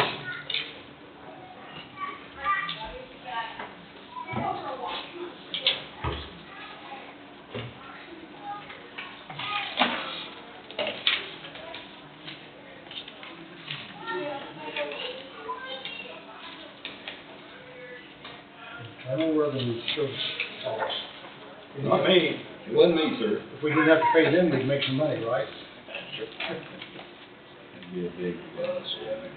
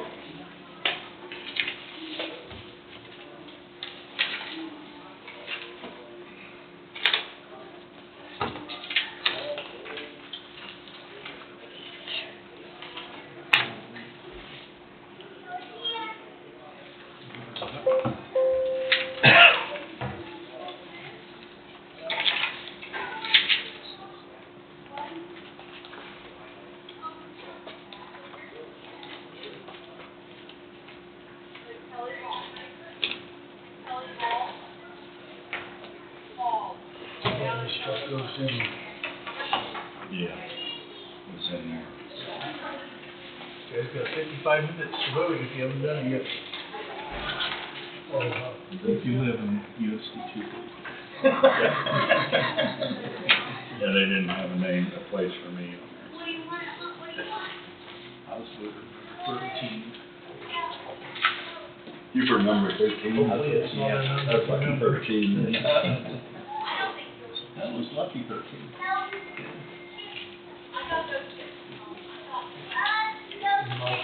Everything that I've got here will go in this.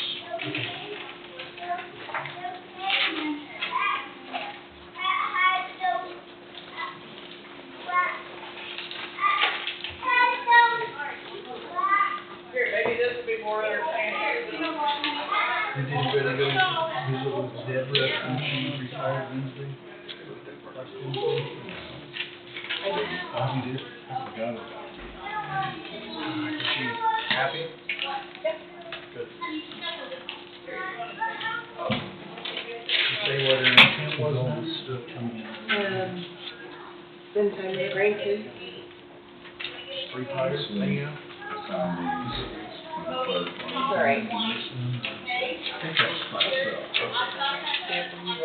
Okay, I got about halfway through the third one, I'm like, That's that's all right. not right.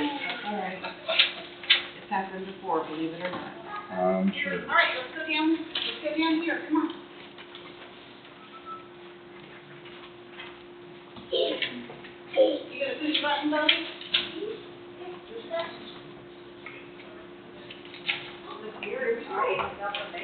All right, you gotta hit L.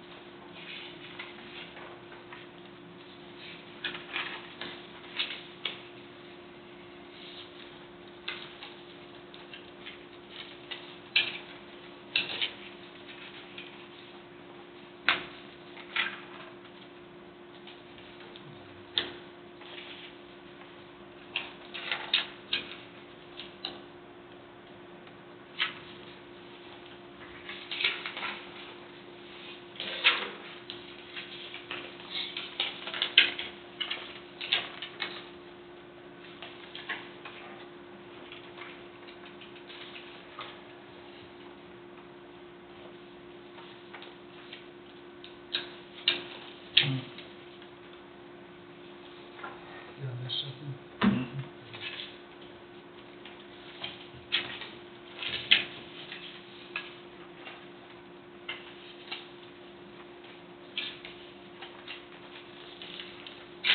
Is that for buying rolls of plastic from the state? Florida? For buying rolls of plastic from somebody in Florida. And that's all yellow reflective too.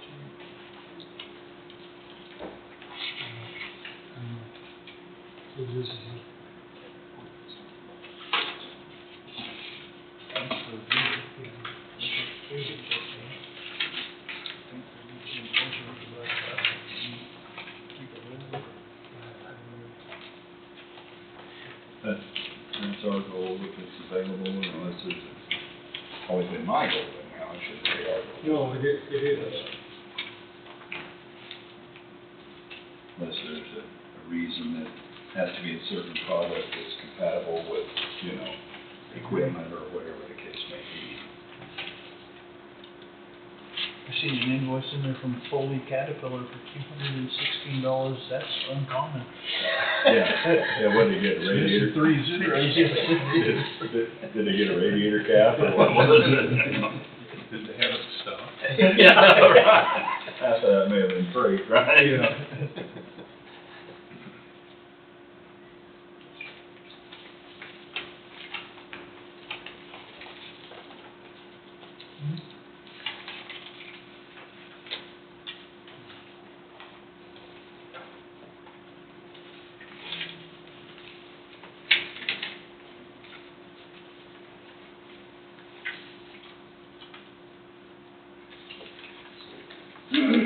Todd, I guess those all go into there. This, okay. Exposed. Who's that to? Copy, Jeff's? Oh, Jeff Smith? Okay. Yeah, Jeff Smith, yeah. HPO's King. Yeah. I came by there the other day and he had semi completely loaded with exposed, if I'm thinking that's. The yard out back usually has several of them sitting there. All different. How long has he been in that business? I think since they were kids, Yeah, I know it's been down there. Sure, I know his sister, young man that, had a truck leased to me, his mother, his sister, it sounded like they were involved in it. This is my recollection. Well, he's always got a bunch of hedge posts there, I know that. South of town, down here. Yeah, between, He's had them for years. He has. By the Virgil Road there. And we'd go over to Vernon and drive by there when I was in high school and stuff. They had them. Holy moly. Yeah. you wonder where they come up with all the hedge posts, or all the. How many scars it took. That is just a given, isn't it? Yeah. No matter how careful you are. Yeah, no matter what you wear.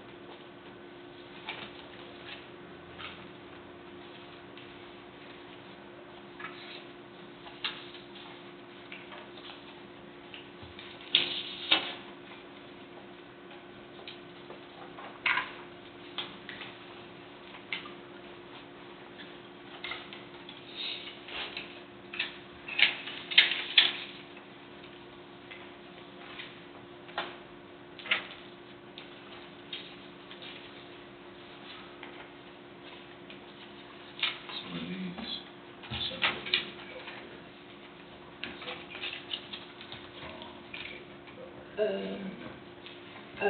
There was some time that didn't get turned into us. Oh, okay.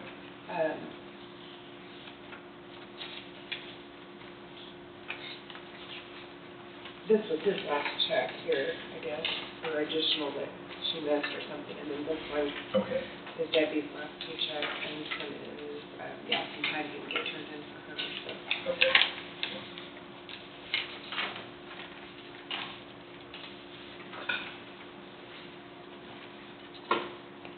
Make some of them incur any minimum tax.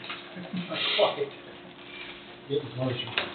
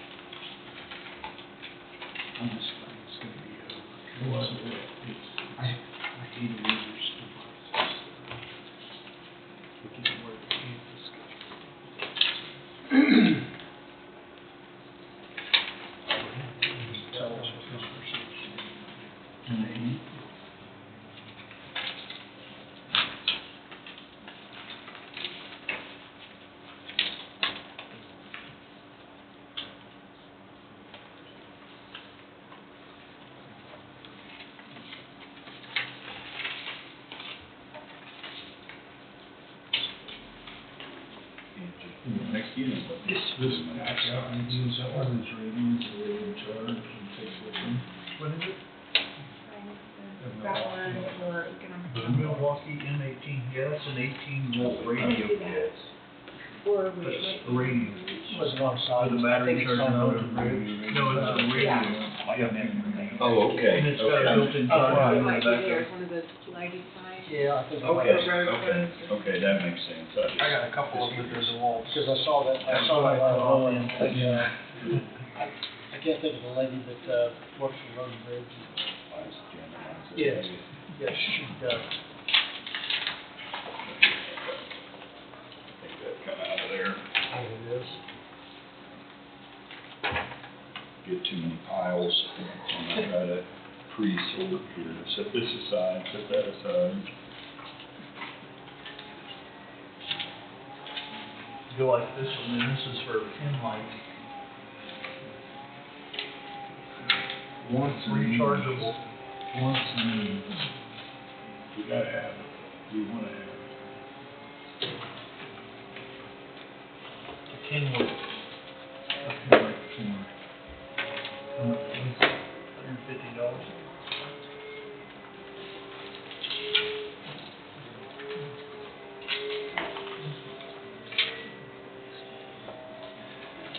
I don't know who signed it.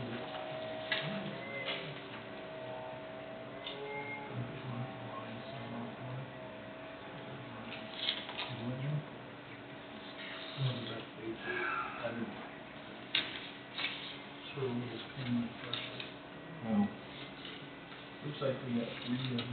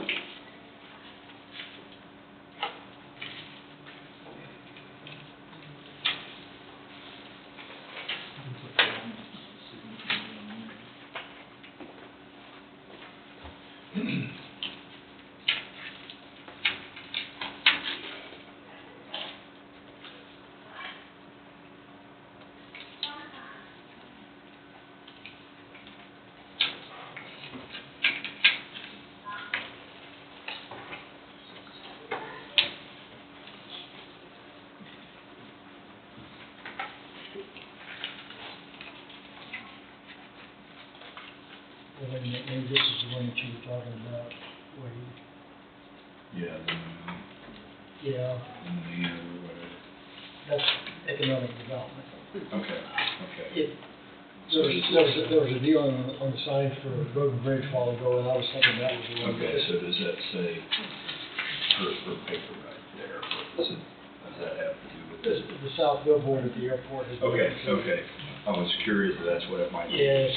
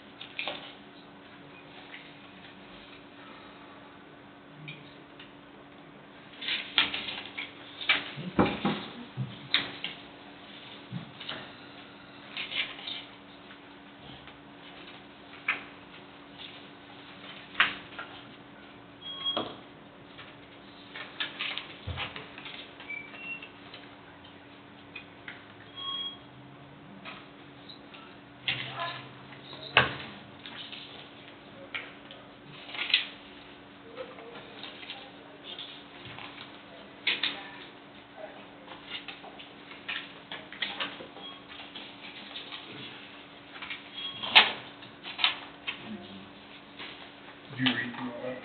Sure. Absolutely. Absolutely. So what's line 173? Okay, all this goes in here. Okay. I don't know. Your question.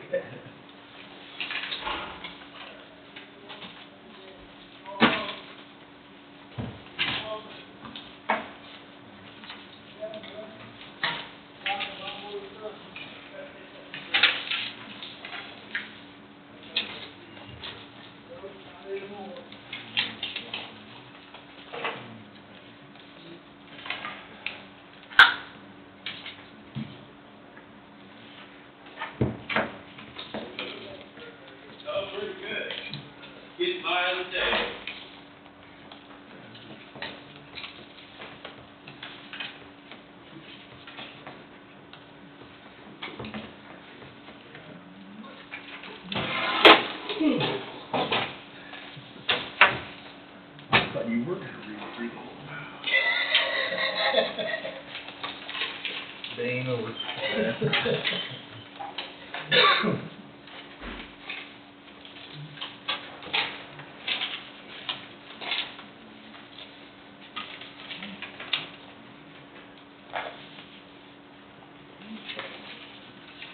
And everything that's coming your way, Todd, is doing that one. And this big one.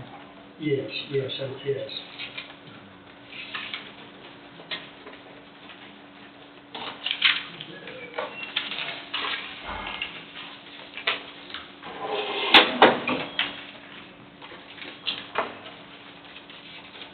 And he is, like the county trash pickups, is that contracted through the county or we don't have anything to do with that, do we? No. That has to do with the cities then? Well, we, Like the trash pickups out in the county itself. well, That's just a public entity that Yeah. provides that service. Okay. In the county, Do I? in the county. Yeah. There's private trash haulers that contract with the individual at a certain property. Okay. To get their trash hauled. Okay, I didn't know, I didn't think that. We're not really involved in that then. Yes, sir, I am. As far as I know, we're Okay, not. because the cities have their own, right, that they they have their contract. own contract with a vendor particularly. So the outside county contractors are, They're done, they're done independently. Just between the person and Okay. the contractor, I guess, is the way mine is anyhow.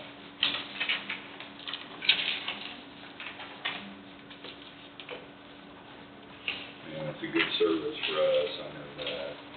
And the only reason I ask is because I had someone reach out and they were concerned about the cost of the trash pickup out in the county, and I said, well, I don't think that's the county, I said, I've never seen anything. Yeah. They need to find another company to They bid it need- cheaper. Okay, And there's quite a few of them now. oh, there are. This bill for $5,500 to Placer AI, that must be for that packet she gave us today, the demographics on it.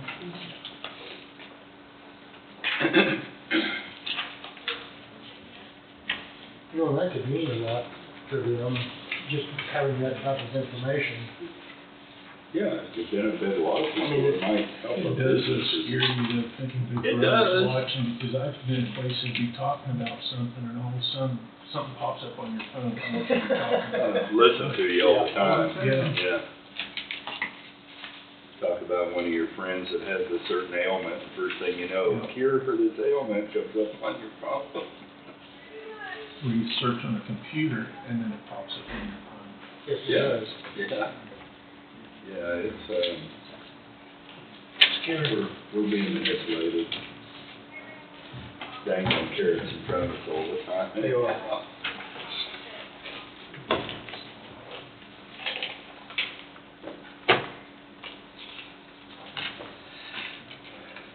There was a book a while back called Big Brother, wasn't it? That kind of projected over that. It's Yeah. quite old. That, I was gonna say, that's been a while.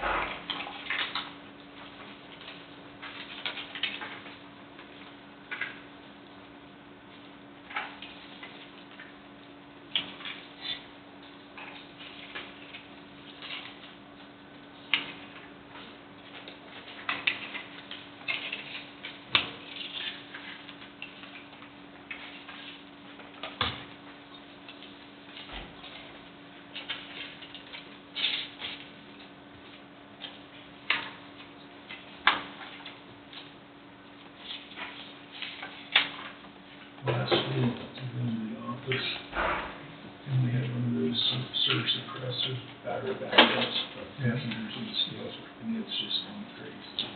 Well, we can't hardly find the noise, but we do. I unplug everything from it, I unplug it from the wall. It's set out in the shed for 3 days, beaten. So pick up outside, somebody shot. They could be annoying. People can, you got something going on in this building? Yeah.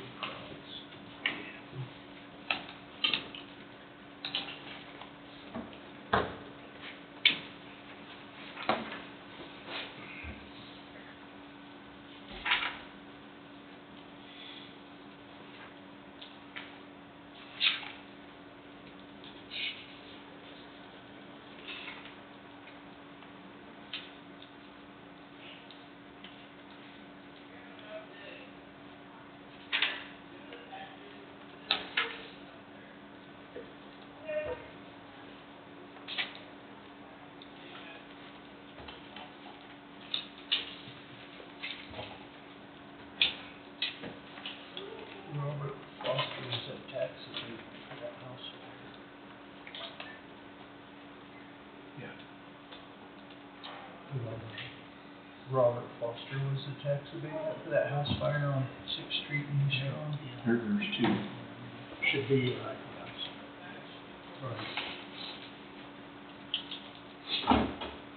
There's a picture of it.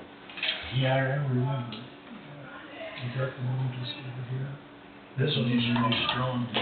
July 4th. Yeah. Fireworks. Yeah. No? I think It was fireworks. Was it? Yeah. It was fireworks. He put them in his trash can and stuck them up against his garage, and about 1 o'clock in the morning we went out there. Wow. Well, I guess we're ready for roundtable? 1:21 a.m. Pardon me? 1:21 a.m. So. And you were on scene. Mr. Bowie, do you have anything for us?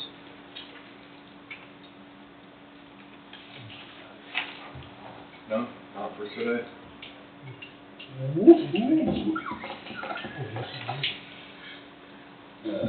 Todd? I've shared with you guys an email that I got from an individual down at Jacobs Creek. Had some concerns and things. Some of it's out of our hands. They're unincorporated. You guys might read over that letter. I don't think there's anything we can do as a county in trying to enforce that. I think I'm gonna pass this on to Carl about there's some sewer problems that she suggested, and he could look into that. But as far as the channel and the river going into the lake with the wood pile, we can't deal with that. I don't think, because I know governors have tried and ran on that, getting it cleaned up, and also with the, basically the abandoned properties and the junk that's hauled in there. I don't see anything, maybe Carl can address that if it's a health issue, but I don't think as a commission that we can, unless you guys can think of something Yeah, different. I don't know how we can intervene. I mean, I feel for their situation, that in visiting with her last night, I'm not sure that she's 100% sure there is a sewer problem. Her neighbors think that there is, but you know, when I first read initial email, I thought maybe we had raw sewage and Right. toilet paper running out on the ground, you know, but she didn't know that anyhow, was the way I took it. But yeah, it'd be great if Carl could, that's who I referred her to, was to give her the health department number and referred her to them. So I don't see much what we can do. That's all I've got. Okay. I did attend the hospital board meeting last week in Springfield also. I don't know when they're on the agenda for presenting their budget, but expect a request for more money. Mm-hmm. Okay.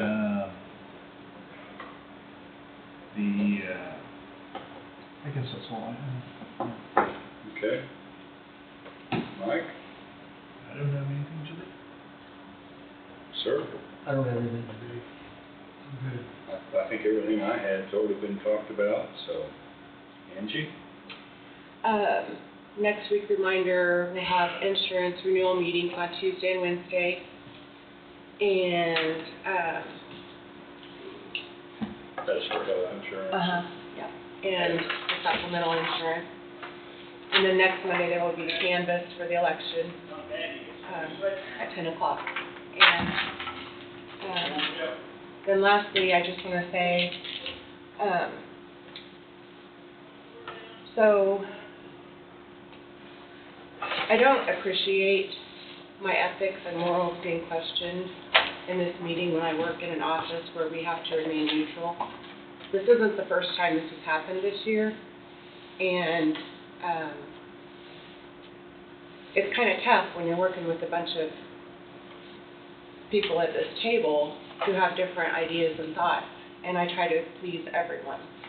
So I would just appreciate that maybe before the judgment's made, that either talk to me individually or just not make accusations in a public meeting. I think it looks tacky.